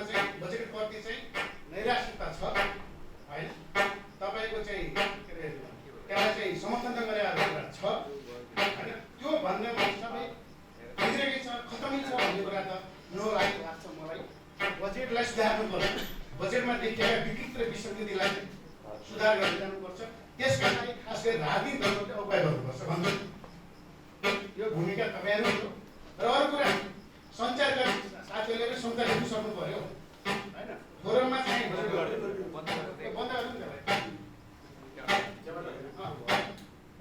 सञ्चारकारी सबैले मेरो आग्रह के हो भने विज्ञ हुनु सकेर विज्ञ हुनुहुन्छ। मेरो कुरा अब त्यो त्यहाँसम्म नपुग्नै सक्ला। तपाईँहरूको कुरा आग्रह हुन्छ जे चाहिँ यथार्थ बनाऊ, बजेट खत्तम भने खत्तम बनाऊ, बजेट ठिक हो ठिक बनाऊ, तर यथार्थ बनाऊ, जनतालाई भरम फैलाउने कुराहरू र यो व्यवस्थाप्रति नेगेटिभ हुने कुराहरू हामी पनि नगरौँ। यसमा हामी लागु मेरो आग्रह सम्पूर्ण होइन। तपाईँहरूको कुरामा पनि मेरो समर्थन छ। अब तपाईँ जे मनोभाव गर्नुभएको छ बोल्नु भएको छ गर्नुभएको छ, तर बजेटका सन्दर्भमा चाहिँ यथार्थ कुरालाई हामी लेख्नुपर्छ जस्तो लाग्छ। यो संवादहरू हाम्रो नागरिक समाजले पनि चलाओस्, हाम्रो चिया पसलमा पनि चलाउनुपर्छ, चलाउनुपर्छ भन्छु र धन्यवाद। यसपछि निर्वाह सरलाई के पहिलो कुरा के हो भने हाम्रो जुन शासन प्रणाली छ, देशको जुन अहिले 3 तहको संरचना छ, संरचनाको मर्म के हो भने बुझ्नु जरुरी देखिन्छ। र त्यसपछि गएर संरचना अनुसारले नेतृत्व गर्न जानेले जुन नेतृत्व गर्न हुनुहुन्छ उहाँले आफ्नो जिम्मेवारी पनि बोध गर्नुपर्ने हुन्छ। मेरो जिम्मेवारी के हो, म के कारणले गर्दाखेरि यो नेतृत्वमा छु भन्ने कुरा त्यो बुझ्नु जरुरी छ। र त्यसपछिको तेस्रो कुरा के हो भने मैले मेरो परिवारको सदस्यका तरिकाले सुदूरपश्चिममा म आफ्नै परिवारको सदस्य र परिवारको सदस्य भएको नाताले गर्दाखेरि मेरो परिवारका सदस्य मलाई केही कुरामा जानकार भएको कारणले मलाई जिम्मेवारी दिनुभएको छ। त्यो जिम्मेवारी मैले कसरी वहन गर्नुपर्छ भन्ने कुरा त्यो बुझ्नु जरुरी छ। बजेट सबभन्दा पहिलो कुरा त बजेट भनेको के हो भन्ने कुरा एउटा सानो परिवारको तरिकाले पनि सोचौँ न। मेरो परिवारभित्र वार्षिक रूपमा परिवारको विकासका लागि मैले कुन क्षेत्रमा के लगानी कहाँ गर्नुपर्छ, के कुराहरू मैले विकास गर्नुपर्छ, मेरो परिवार बलियो हुँदै जान्छ, रोजगार सृजना हुँदै जान्छ र भोलिको दिनमा आवश्यकता परिवर्तन हुन्छ भन्ने कुरा त्यो तरिकाले सोच्नु जरुरी हुन्छ। त्यो तरिकाले सोचियो कि सोच्नु भन्ने कुरा एकदम यो बडा सोचनीय प्रश्न छ। त्यसपछिको कुरा के हुन्छ भने नेतृत्व तहमा आइसकेपछि उहाँले बजेटलाई इन्फ्लुएन्स गर्ने र त्यो पैसालाई चलाउने उहाँको काम होइन। उहाँले नेतृत्वले नीति बनाइने काम मात्र हो। र यहाँनिर कस्तो भएको छ, नीति बनाउने कुरा त परको छ र त्यो पैसालाई मैले कसरी परिचालन गर्नुपर्छ भन्ने कुरामा सोधिएको कारणले गर्दाखेरि यो व्यक्ति बढेको हो। र अर्को कुरा के छ भने प्रदेशको हाम्रो संस्थापक मुख्यमन्त्री यहाँ हुन्छ, उहाँसँग पनि पहिला हाम्रो कुरा हुँदाखेरि हामीले के भनेको थियौँ भने तपाईँले यस्तो योजनाहरू तयार गर्नुहोस् कि जसले कालान्तरमा त्यो मेकानिजमलाई सजिलोसँग डोर्याउन सजिलो परोस् र आवश्यकता अनुसारले त्यो खालका सम्भावनाहरू हामीले खोज्नुपर्छ भन्ने कुरा हामीले राखेका थियौँ। र तथापि ती कुराहरू धेरै कुरा ओझेलमा परेका छन्। सुदूरपश्चिमले सधैँ सङ्घीय शासन प्रणालीसँग अथवा केन्द्रीय सरकारसँग मागेर नै सुदूरपश्चिम प्रदेश चलाउने भने सुदूरपश्चिम प्रदेश नचलाउँदा हुन्छ। अघि नै यहाँ कुरा आइसकेका छन् किनभने त्यसको मिसयुज भइरहेछ। र अर्को कुरा के हो भने मैले मेरो घर चलाउने भने घरभित्र त घर वर्षभरि घर चलाउने खालको आम्दानीको स्रोत मैले बुझ्नु मेरो दायित्व हो नि त। मैले अरूसँग मागेर म घर चलाउँछु भने कति दिनसम्म माग्ने हो मैले, केही दिनसम्म त हुनसक्छ मलाई अप्ठ्यारो पऱ्यो म सहयोग गरेर भन्ने पर्छ। तर सधैँको लागि त मैले मागेर चलाउन सक्दिनँ। मैले आफ्नो स्रोत परिचालन गर्न सक्नु पऱ्यो र स्रोत परिचालन गर्नको लागि प्रदेश सरकारले अहिलेसम्म किन अगाडि नबढेको त? हामीसँगको वास्तविक स्रोत हामीले बारम्बार कुरा उठाएका छौँ। सुदूरपश्चिममा सम्भावना के छ र त्यो सम्भावनालाई सबभन्दा पहिलो कुरा त हामीले त्यसलाई सही तरिकाले स्रोत पहिचान गर्न सक्नु पऱ्यो नि त। पहिचान गरिसकेपछि 15 वर्ष या 20 वर्षको एउटा टार्गेट समय राखेर मैले यो सम्भावना मेरो छ र 15-20 वर्षपछि रेगुलर इन्कम दिन्छ भन्ने खालका योजनाहरू बनाउन सक्नु पर्यो पऱ्यो नि त। अहिलेसम्म हामी कहाँ छौँ त? 8 वर्ष बितिसक्दा पनि अहिलेसम्म त्यस्ता ठोस योजनाहरू हामीले ल्याउन सकेका छौँ। निजी क्षेत्रको जहिले पनि एउटै मात्र कुरा के हुन्छ भने तपाईँले नीति निर्माण गरिदिनुहोस्, सही ठोस नीति गर्नुहोस्, आवश्यक प्रयोग गर्न सङ्घीय शासन प्रणालीसँग पनि तपाईँले माग्नुहोस् र एउटा खालको खाका तयार गर्नुहोस् र निजी क्षेत्रले कहाँ कुन स्थानमा निजी क्षेत्र तपाईँ खोज्नुहुन्छ त्यो ठाउँमा निजी क्षेत्र यदि सही तपाईँले वातावरण दिनु भने उभिन तयार छ भन्ने कुरा पनि हामी गरेका छौँ। र यहाँनिर कुरा कहाँनिर आउँछ भने योजना बाँडफाँड गर्ने क्रममा हामीले जबसि योजना बाँडफाँड किन गर्दैन? आवश्यकता भनेको अघि नै हाम्रो के अरे प्रजापतिजीले भनिसक्नुभयो कि बटम टु अप्पर लाइनसम्मको बजेटको हुनुपर्ने सिस्टम हुनुपर्ने। हामी कहाँ छ त? बच्चाको आवश्यकता के छ थाहा छैन, बाउले पहिले तोकियो त ल तपाईँको पैसा भनेपछि उसले कहाँ खर्च गर्ने? त्यो खर्चले उसलाई पुग्ने नि त पुग्दैन कुरा त्यो हुन्छ नि त। सङ्घले तोकिदिएर हुन्छ पहिले, प्रदेशको आवश्यकता के हो भन्ने कुरा सङ्घलाई थाहा छैन, के अरे वडाको आवश्यकता के हो भन्ने कुरा पालिकालाई थाहा छैन, अनि पालिकाको आवश्यकता के हो भने प्रदेशलाई थाहा छैन भने अनि त्यो विकास हुन्छ र? हुँदैन।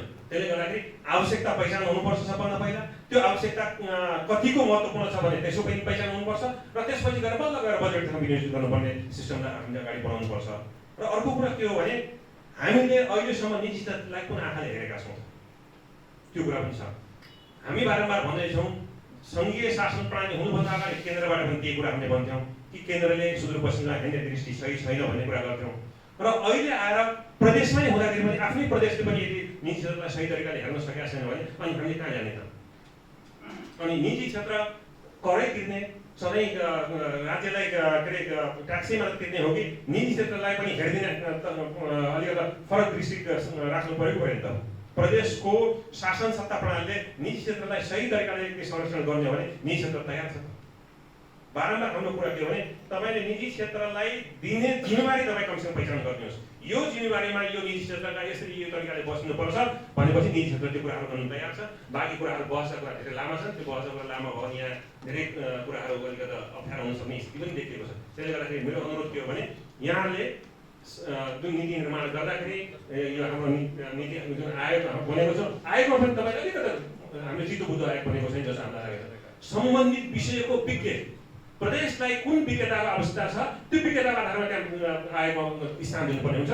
व्यक्ति र मेरो नजिकको मैले यो गरेर अनि यसरी गर्दाखेरि मेरा कुराहरू यसरी राख्न सक्छ भन्ने कुरा त्यो तरिकाले यदि नीति आयोग बन्छ भने त्यो सफल हुँदैन। धन्यवाद। त्यसपछि आफ्नो भनाइ राखेर म आर्थिक सरकार अघिल्लो साल चाहिँ म मेरो आफ्नो भोगाइबाट सुरु गर्छु। अघिल्लो साल म 3वटा मन्त्रालयमा बजेटको लागि गएँ। 3वटा मन्त्रालयमा गइसके पछाडि एउटा मन्त्रालयमा मेरो अलिअलि कन्सर्टको विषय पनि थियो। अनि मलाई 5 लाख रुपियाँ मागे मन्त्रीले। 5 लाख मागेपछि म कनबक्क भएँ। मैले भनेको ठाउँमा आउने हो, तोकेर आउने हो, आउँदैन। त्यो शीर्षकमा बजेट छुट्याइदियो। खाद्यान्नको केही मैले भने त्यहाँ छुट्छ, खाद्यान्नका नाममा छुट्ने भयो, मैले भनेको आधारमा छुट्ने भयो। तर त्यो कहाँ जाने हो भने फिक्स छैन। बजेट छुट्यो 5 लाख रुपियाँमा। अनि मैले यसो गर्छु चेक दिउँ त भने मैले चेक हुन्न भने क्यास माग्यो। त्यसपछि मैले यो हुँदैन भने पछाडि अघिल्लो दिन चाहिँ सम्म मेरो त्यो बजेट थियो। त्यो सरकारलाई मेरो पार्टीले पनि समर्थन गरेको थियो। म जिल्ला कमिटीको सचिवको भूमिकामा थिएँ। अनि त्यो बजेट दोस्रो दिन आएन। अनि मैले मुख्यमन्त्रीलाई तत्कालीन मुख्यमन्त्रीलाई भने 5 लाख रुपियाँ मागे हो, मैले दिएन, बजेट आएन, तपाईँले त त्यो बजेट राख्नु भन्नुभएको के हो भने पछाडि त्यो त्यही कुरा सिद्धियो। त्यसपछि मैले हाम्रो महासचिवलाई राखेर त्यो कुरो हाम्रो संसदीय दलको नेता सहितलाई कि बजेट त सबै खरिदी हो हाम्रो प्रदेशमा, बाँकी 6वटा प्रदेशमा के छ थाहा भएन, यसले चाहिँ सङ्घीयताबद्ध है भनेर भने। अनि त्यहाँ संसदीय दलको मेरो नेतासँग अलि झोकाझोकी भयो। पछि उहाँहरू लाइनमा के आउनुभयो भने यसो मागी खाने हो 1 लाख 2 लाख यो के तटबन्धनमा र चाहिँ यो ग्रामीणमा माग्न थाले बजेट भनेर सहमतिमा आउनुभयो। त्यसो भएर यो बजेटलाई के भन्ने यसको नयाँ नाम दिनुपर्छ। यो हो खरिद बिक्री। जोसँग पैसा छ अहिले कोही यहाँ चाहिँ कार्यकर्ताको आयो कि भन्ने कुरा गलत हो। कार्यकर्तालाई होइन, जसले खल्टीमा पैसा लिएर आयो त्यसले बजेट लिएर जान्छ। त्यो बजेट कहाँ खर्च गर्यो के गर्यो भने हामीले मेकानिजम त बनाएका छौँ, ती पनि पैसा खाएर त्यो ओके गरेर आउँछ। अनि यसरी भइसके पछाडि यो बजेट हो र। हिजो एउटा अर्को संवादले मलाई खुसी के लाग्यो। यो दिउँसो मैले एउटा चाहिँ के अरे यो नेपाल प्रेसको समाचार पाएँ। बागमती प्रदेशले पनि यतिखेर बजेट बेचेको कुरा बाहिर आएर मैले साँझ एकदम खुसी लाग्यो यो समाचारले। सुदूरपश्चिममा मात्रै बेच्छन् कि भनेको त ठ्याक्कै 10% पनि मिलाएको रहेछ, धन्यवाद भनेर मैले त्यो साँझ पोस्ट गरेँ हिजो। अनि बिहान आइन पुग्दा के भयो भने फेरि अर्को अमरेश सिंह, त्यसपछि गएर के अरे समथिङ तामाङ, अनि हाम्रो सूर्य थापा अनि सुशील शर्माले हिजो सदनमा गरेको कुरा हेरेको थिएँ। बिहान त्यो समाचार बनाए, अझसम्म खुसी भयो कि यो व्यवस्थाले सक्ने भयो क्या। अनि यो कुरा कहाँ आउनुपर्छ, हाम्रो यो डिस्कस पनि तल जानु पर्थ्यो। यो गएर बाहिर कसरी लैजाने भन्ने कुरा चाहिँ अलिक सोच्नु होला। अनि यहाँ हाम्रो संस्थापक मुख्यमन्त्रीजी हुनुहुन्छ, उहाँकोमा म एकचोटि गएको।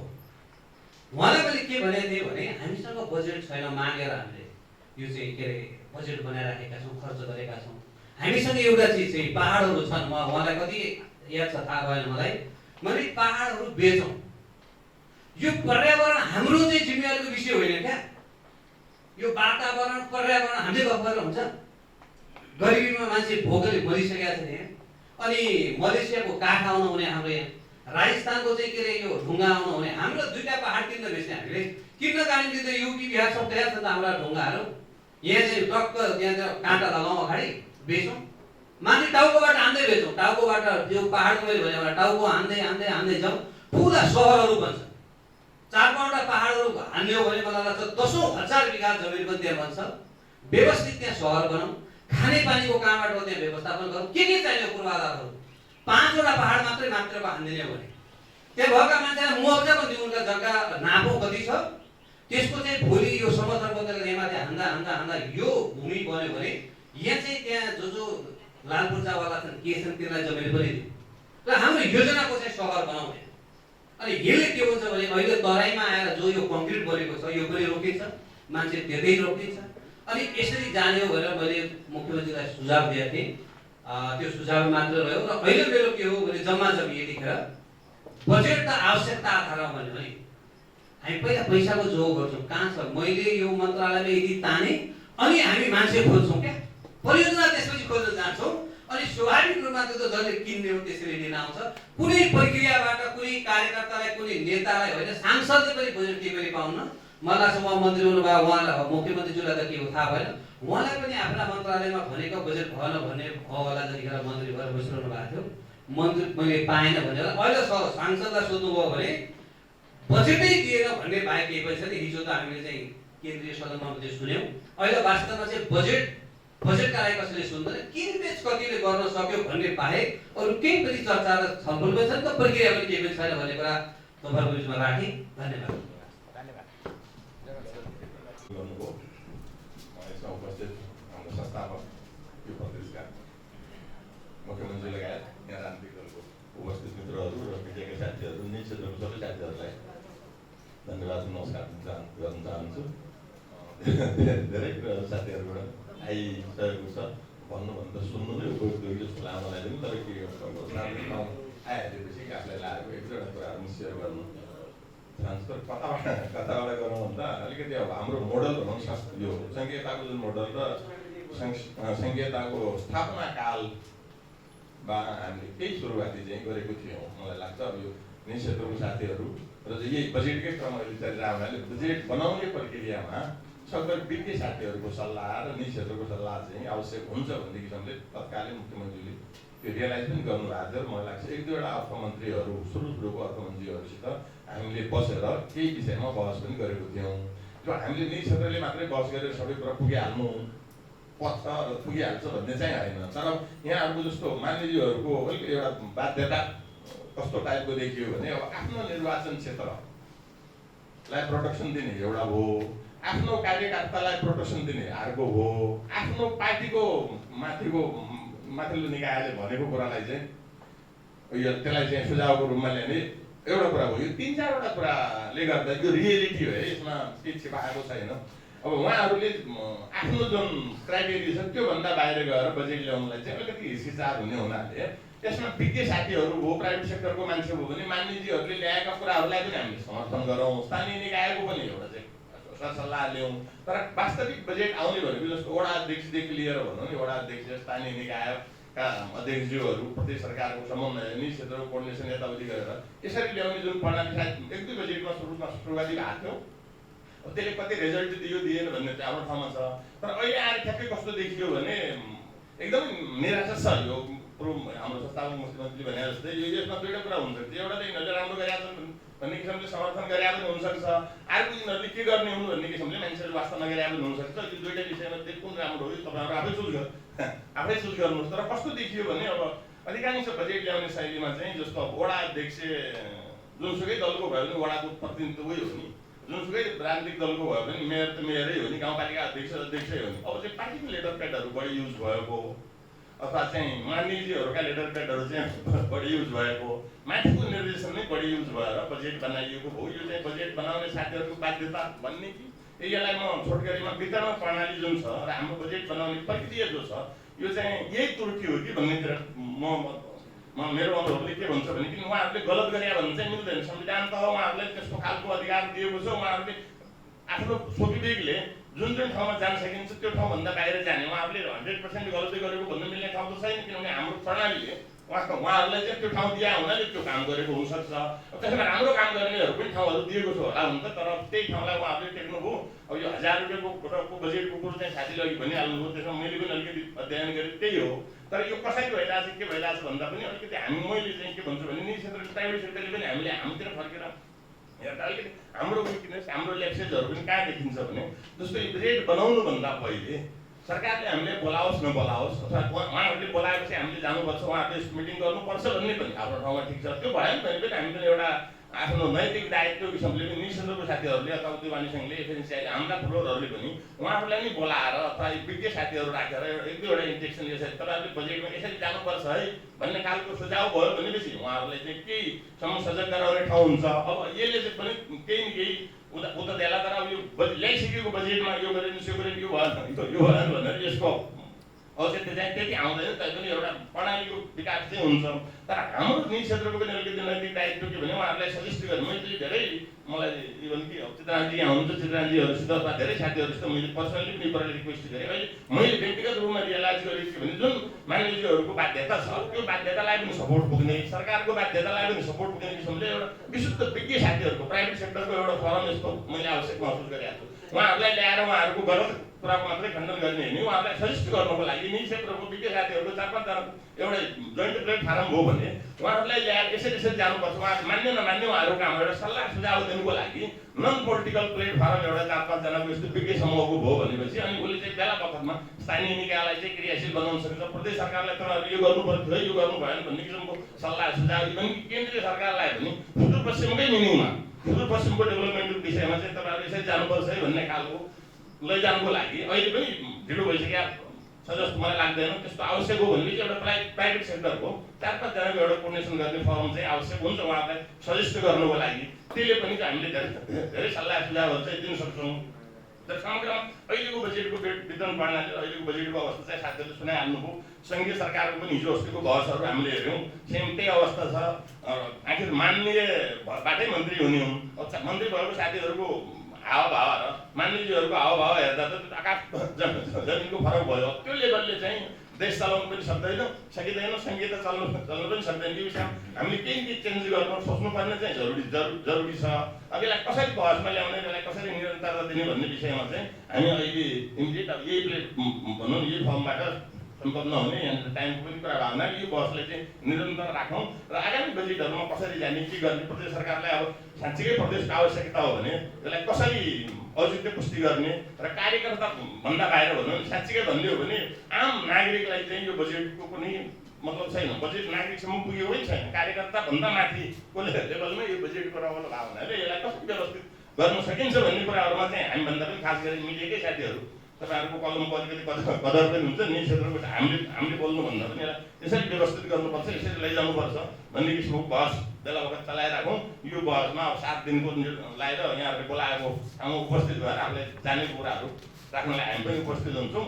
अहिले समग्रमा चाहिँ सन्तुष्टि हुने खालको अवस्था चाहिँ छैन। अहिले समग्र देशको अवस्था हेर्दा सन्तुष्ट हुने कुरा छैन। त इभन कि अहिले पनि म सानो एउटा चाहिँ प्रदेश सरकारको जिम्मेवार साथीहरूलाई उहाँहरूले सुनिरहनु भएको छ यहाँहरूको मिडियाको थ्रुमा एउटा के सजेस्ट गर्छु भनेपछि बरु अहिले हामीले जस्तो केन्द्रीय सरकारको बजेट नै हामीलाई पैसा मात्रै यति दियो भन्ने मुख हेरिरहनु भन्दा त्यो पैसाको सट्टा पैसा त चाहिन्छ 1-2 वर्षको लागि पैसा 4 वर्ष 5 वर्ष लिने हो। तर हामीले प्रदेशलाई चाहिँ सस्टेन गर्नको लागि चाहिने अधिकार आधारभूत अधिकारहरू सङ्घबाट माग्नुपर्ने अधिकारहरू यो हुन्। हामीसित प्रदेशमा धेरै उपजहरू छ, यसको युटिलाइज गरेर हामी यो प्रदेशलाई सर्वेले चलाउन चाहन्छौँ है। डेभलपमेन्टको बाटोमा चाहिँ तपाईँहरूले हामीलाई अधिकार दिनु पर्यो भनेर सङ्घबाट अधिकार मात्रै मागेर हामीले आफ्नो किसिमले प्रदेशलाई चाहिँ चलाउन सक्यौँ भनेपछि प्रकृतिले हामीलाई धेरै कुराहरू दिएको छ। तर त्यसको लागि जस्तो धेरै कुराहरू सङ्घ सरकारले गरिदिनुपर्ने जस्तो कुराहरूमा प्रदेशले नीतिगत कुराहरूमा प्रेसर दिएर गर्ने खालको कुराहरू भनौँ। मैले जस्तो अब सानो एउटा उदाहरण यहाँले बुझिराख्नुपर्छ। टेक्निकल समस्या यो बर्मदेवको पुल पनि हाम्रै लाग्यो भनेर भन्थ्यौँ हामी। अब बर्मदेवको पुल भनेको कति वर्षको त्यो कहाँ पुगिरहेको छ थाहा छैन। अहिले ठ्याक्क मैले बुझेको कुरा यदि सही हो गलत छैन भने महाकाली पुलले पनि अझ जुन बनिरहेका पुल छ भन्दैछौँ हामी, त्यसले पनि हामीलाई दुःख दिने अवस्था सिर्जना गरिरहेको छ। तलको पुल त्यो पुल झोलुनी पुल हाम्रो 1600 मिटर छ। अब त्यो अहिले पक्की पुललाई खुम्च्याएर ल्याएर चाहिँ 800 मिटरमा बनाइरहेको रहेछ। अब त्यो कसरी डिजाइन गरे अब के भयो सर्कल आएर पानीलाई चलाउनु हुँदैन भन्छन्। अब तलको 1600 मिटरमा पनि उसले चाहिँ त्यस्तो भन्दा पनि बाहिर महाकालीलाई काटिरहेको छ भने हामीले 800 मिटरमा थान्न सकिने नसक्ने। त्यो पोहोर साल एकचोटि भाइरल पुल भनेर के अरे पानीले देखाइ पनि हाल्यो। यसपालि मैले सुनेअनुसार चाहिँ आर्मीहरूलाई युज गरेर त्यहाँ साइडको चाहिँ के पुल बनाउनु त भत्काएर चाहिँ पानी बग्ने खालको बनाऊ र पुललाई बचाऊ भन्ने अभियान चलिरहेको छ अरे। अब त्यही अवस्था हो भने त यसलाई दुई साइडमा 400 मिटरको अरू थप्ने हो कि। अब यहीँनिर विश्वविद्यालयको कुरा गऱ्यौँ हामीले धेरै साथीहरूले भनौँ नि आफ्ना किसिमका तर्कहरू दिए, कसैले आफ्ना शुभचिन्तक साथीहरूले आफ्ना माननीय मन्त्रीजीहरूको प्रधानमन्त्रीहरूको चाहिँ गुणगान गाए, यसले गर्यो उसले गर्यो भन्ने कुरा त सबै गरे। तर त्यो ठिक छ, आफ्नो ठाउँमा ठिक छ, काहीँ नभएको देशमै नभएको कुरा ठुलो विश्वविद्यालय हामीले लियौँ, त्यसमा दुई मत छैन, हामीले पनि गौरव गऱ्यौँ। तर अब त्यो विश्वविद्यालय लिएको र स्वीकृति गरेको सँगसँगै यो वर्षको बजेट आइरहेको छ नि त। यो वर्षको बजेटले त्यो विश्वविद्यालयलाई कतिको सम्बोधन गर्यो, त्यसको अवस्था के हुने? अब यो विश्वविद्यालय लिनु आफैमा ठुलो कुरो होइन। अब त्यसलाई सञ्चालन, त्यसलाई भनौँ नि, अब हामीले विश्वविद्यालयको मैले बुझेअनुसार चाहिँ त्यो त आफ्नो स्वयं संस्था हो। अहिले विश्वविद्यालय बनाउनुको लागि त्यो विश्वविद्यालयसित साधन स्रोत कहाँबाट आउने? कि सरकारले चाहिँ सब्सिडीको रूपमा दिनु पर्यो 2 वर्ष 4 वर्ष 5 वर्षको लागि, कि चाहिँ लोन भनेर पनि पैसाको व्यवस्था त गर्नु पर्यो नि। यो अहिले विश्वविद्यालयले 4 वर्ष 5 वर्षपछि आफूले डाक्टर पैदा गर्ला। अहिले बाहिरबाट सबै मेन पावरहरू ल्याएर बाहिरबाट पैसा ल्याएर त्यहाँ जोसुकै मान्छे भोलि भिसी र स्टार जो भने पनि उसले चलाउन सक्ने अवस्था त छैन। अहिलेको त्यसलाई कतिको सम्बोधन गर्यो? अब हाम्रा उपलब्धिहरू भनौँ नि, गरिबभन्दाकै कुरा हेर्नुहोस्। अब 33 बुदा के अरे नम्बर बुदामा हाम्रो के अरे लिखित आएको छ, त्योभन्दा पहिलेको बुदामा चाहिँ मौखिक आएको छ भन्ने कुरा निकाल्यौँ हामीले। अब यसको अवस्था यत्तिकै छ। एयरपोर्टको अवस्था हेर्नुहोस्। यी जो पूर्वाधारका कुराहरू हो न, यी कुराहरू सङ्घीय सरकारबाट लिनुपर्ने हो। यो प्रदेश सरकारले खालि अनुरोध गरेपछि पुग्ने र प्रेसर गरेपछि हुने कुराहरू हुन्। यसमा प्रदेश सरकारको लगानी पनि चाहिँदैन, केही पनि चाहिँदैन। अब प्रदेश सरकार सुतेको झन् यो दुईवटा कुरा प्रदेश सरकारको अहिलेसम्मको उपलब्धि हामीले एउटा सङ्घीयताको नाउँ राख्यौँ, एउटा चाहिँ ठाउँ तोक्यौँ भन्ने जुन यो हो। अब त्यो पनि कता कता अहिले त्यो नाउँमा पनि मान्छेलाई एलर्जी हुन थालिसक्यो, ठाउँमा पनि एलर्जी हुन थालिसक्यो। भनेपछि हामी कसरी अगाडि जान्छौँ भन्ने विषयमा अलिकति सरकार सिरियस हुनु आफ्नो ठाउँमा ठिक छ। तर तपाईँ हाम्रो पनि नैतिक दायित्व बुदागत रूपमा यो कुरा तपाईँहरूले गर्नुपर्छ है भन्ने टाइपको प्रेसर दिन पायो भने केही उहाँहरूलाई झगझगाउने काम चाहिँ हुन्थ्यो कि जस्तो लाग्छ मलाई। धन्यवाद। हस्, धन्यवाद मानलाई। यसपछि आफ्नो भनाइ राखिदिन नाराका वरिष्ठ उपाध्याय, एउटा पूर्वाधार, उच्च शिक्षा र उद्योग। योभन्दा अगाडि पूर्व वक्ताले भने जस्तै यो खास यसमा चासो बजेटप्रति जनताको चासो किन घट्यो भन्ने सन्दर्भमा वास्तव मेरो पनि यसमा चासो थिएन। हिजो राति हेमन्तजीले फोन गर्नु भएन अनि अलिकति हेरौँ भनेर हेरेको, किनभने यसले आम जनतामा खासै किसिमको चाहिँ यो सङ्घीयताले त्यस्तो पोजिटिभ भाइब्स ल्याएको एउटा पनि देखिँदैन। किनभने यसको कार्यान्वयन जुन कन्सेप्ट हो, सङ्घीयताको कन्सेप्ट एउटा छ र दिशा अर्कोतिर गइरहेको हुनाले यो जनतामा यो यसप्रति खासै चासो नबढेको हो कि भन्ने मेरो ठमाइ छ। र म आफ्नै सम्बन्धित विषय शिक्षाबाट नै सुरु गर्छु, किनभने नेपालको संविधानमा स्पष्ट लेखिएको छ उच्च शिक्षाको चाहिँ हेर्ने भनेको प्रदेश सरकारले। यहाँ स्थापनाकालका यहाँ मुख्यमन्त्री पनि हुनुहुन्छ। सुदूरपश्चिम सरकार नै यस्तो होला, यो उच्च शिक्षामा टोटली फेलियर छ। सुदूरपश्चिम प्रदेश सरकारले यदि आफू केही गर्न सक्दैन भने नीति कार्यक्रममा कपी गरेर ल्याउनुहोस्। गण्डकी प्रदेश सरकारको कपी ल्याउनुहोस्, मधेस सरकार ल्याउनुहोस्, बागमती प्रदेश सरकारको ल्याउनुहोस्। हामीमा यो अलि उच्च शिक्षाकै बारेमा पनि अलि भ्रम छ कि जस्तो लाग्छ।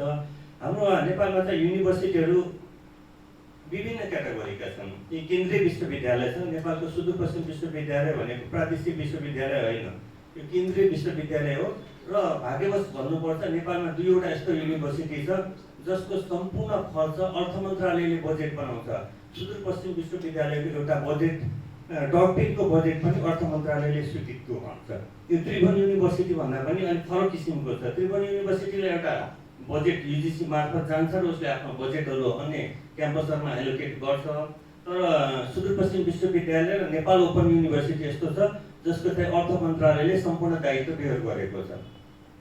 र मलाई चाहिँ यो उच्च शिक्षामा हेर्दाखेरि बडा ताजुब लाग्यो। अहिलेको प्रदेश सरकारले त्यही के अरे सुदूरपश्चिम प्रदेश सरकारमा रिसर्च सेन्टर राख्ने, आफै रिसर्च सेन्टर खोले हुन्छ नि प्रदेश सरकारले। प्रदेश सरकारको कन्सेप्ट के हो त? जहाँ सङ्घको बजेट जाँदैन, सङ्घले हेर्न सक्दैन त्यहाँ नहेर्ने हो। यो डबल भएन र? जसलाई सङ्घले सम्पूर्ण दायित्व लिएको त्यसैमा प्रदेश सरकार लाग्छ भने यो प्रदेश सरकारबाट के आशा गर्नु? उच्च शिक्षामा प्रदेश सरकारको सोच नै छैन।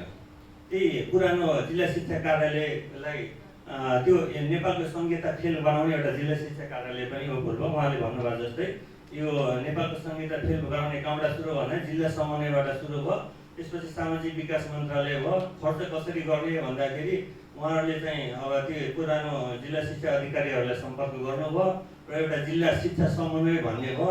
जिल्ला शिक्षा समन्वयमा ती पुराना इन्जिनियरहरू थिए, त्यो 4 कोठे भवन र 2 कोठे भवनमा नेपालको चाहिँ यो के अरे प्रदेश सरकार पनि रुममा लिएको छ र नेपालको उच्च शिक्षा सुदूरपश्चिम उच्च शिक्षा पनि त्यसैमा रुममा लिएको छ। अहिले हेर्नुहुन्छ भने सम्पूर्ण बजेट विद्यालयका 2 कोठे भवन 4 कोठे भवनमा नै सीमित छ। विद्यालयलाई हेर्नु हुँदैन भन्ने होइन, तर संविधानले इन्डिकेट गरेको संविधान यो संहिता के को लागि, विद्यालय त कहाँ कसले हेर्ने, उच्च शिक्षा कसले हेर्ने, त्यो स्पष्ट भनेको। यसलाई मान्नु हुँदैन भने संहिताको किन व्याख्या गर्नुहुन्छ? यसबाट मैले उच्च शिक्षामा यति नै भने। अर्को उद्योगमा भने, यहाँ उद्योगको कुरा आउँदाखेरि यहाँका उद्योग मन्त्री सुदूरपश्चिममा जो भयो भने एकदमै हिरोइजम कुरा गर्नुहुन्छ। यो के अरे मल खोलिदिने अरे, कारखाना खोलिदिने अरे, यो हावादारी कुरा गरेर केही हुँदैन। पहिला कतिवटा उद्योग छन् सुदूरपश्चिममा, तिनलाई कसरी बचाउनेतिर ध्यान दिनुहोस्। मैले यहाँ प्रत्यक्ष देखेको धनगढीमा उद्यमीहरूले पटक आफ्नो स्थान छोडेर अन्त्य जानुपर्ने अवस्था छ। सुदूरपश्चिममा सरकारले, केन्द्रीय सङ्घीय सरकारले एउटा दैजी सेला औद्योगिक क्षेत्र निर्माण गर्ने भनेको छ। त्यो भनेको चाहिँ अघि नै उहाँ पूर्व वक्ताले भनेको जस्तो यहाँ भटमास आयात गरेर निर्यात गर्ने त्यो कन्सेप्टबाट गएको छ। यहाँ चाहिँ यहाँका स्थानीय उद्यमीले त्यहाँ स्थान पाउलान् भनेर ठुलो शङ्का छ रह्यो। अब यहाँको जो उद्यमहरू छन्, जो उद्योगीहरू छन्, सानसाना उद्योगहरू छन्, यिनलाई एड्रेस गर्ने के छ त? कम्तीमा औद्योगिक क्षेत्रको विकास गर्न सकिन्छ। अहिले तपाईँको उद्योग मन्त्रालयको कार्यक्रम देख्नुहुन्छ भने तालिम, सेमिनार, सचेतना यस्ताको केही औचित्य नै छैन। यो बजेट सक्नलाई बनाइएको मात्रै हो। उद्योगलाई एड्रेस गर्ने सुदूरपश्चिम प्रदेश सरकारले न पहिला गरेको थियो, न यो सरकारले गरेको छ। यो निरन्तर हो। यो उद्योगलाई एड्रेस नगरिकन कसरी यो सबैभन्दा गरिब प्रदेशको उन्नति हुने हो, यसमा चाहिँ एकदमै क्वेसनेबल छ।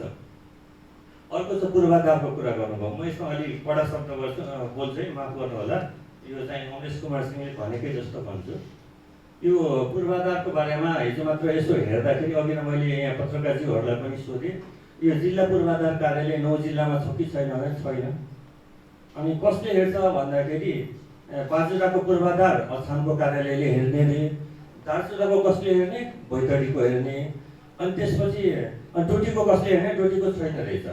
त्यहाँ चाहिँ एउटा छल राखेको रहेछ, यातायात पूर्वाधार निर्देशनालय भन्ने रहेछ, त्यसले 9 जिल्लामा नै हेर्ने रहेछ, 9 जिल्लाकै कार्यक्रम बनाएको रहेछ। यसो हेर्दाखेरि त डोटीमा त मैले देखेको यहीँनिर प्रतिनिधि, मैले एउटा इक्जाम्पल मात्र दिएको सिम्बोलिकली। यो बाजुराको पनि त्यही हालत हो, दार्चुलाको पनि त्यही हालत हो। तपाईँहरू किन यो बाजुरा, डोटी र के अरे दार्चुला छुट्टै जिल्ला हुन्छ, यसलाई मर्ज गरिदिनुहोस् न, छिमेकी जिल्लामा हालिदिनुहोस्।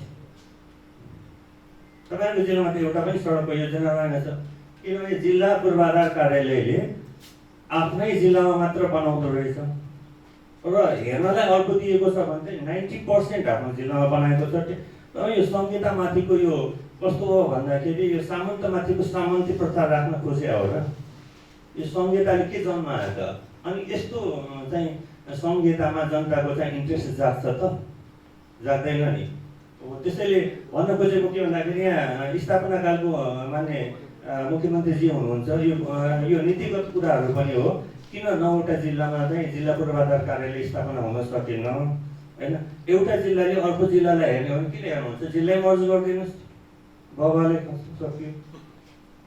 र मैले यति नै कुरा राखेँ, माफ गर्नु होला कि चित्त दुखेको भएमा है, अलिक छुट्टै शब्द बोलेँ। गर्दै र आजको यस कार्यक्रममा सहभागी भइदिनुभएका पूर्व मुख्यमन्त्री, पूर्व आन्तरिक मामिला मन्त्री, नेकपा एमालेका अध्यक्ष लगायत सम्पूर्ण सहयोगदा पत्रकार साथीहरूलाई हार्दिक धन्यवाद दिँदै यो चाहिँ स्थान उपलब्ध गराएर सहयोग गर्ने यस रुबस होटल र त्यसमा पनि प्रकाश भट्टजीलाई म धेरै धेरै धन्यवाद दिँदै आजको यस कार्यक्रम यहीँ समापन भएको जानकारी गराउन चाहन्छु। धन्यवाद, नमस्कार।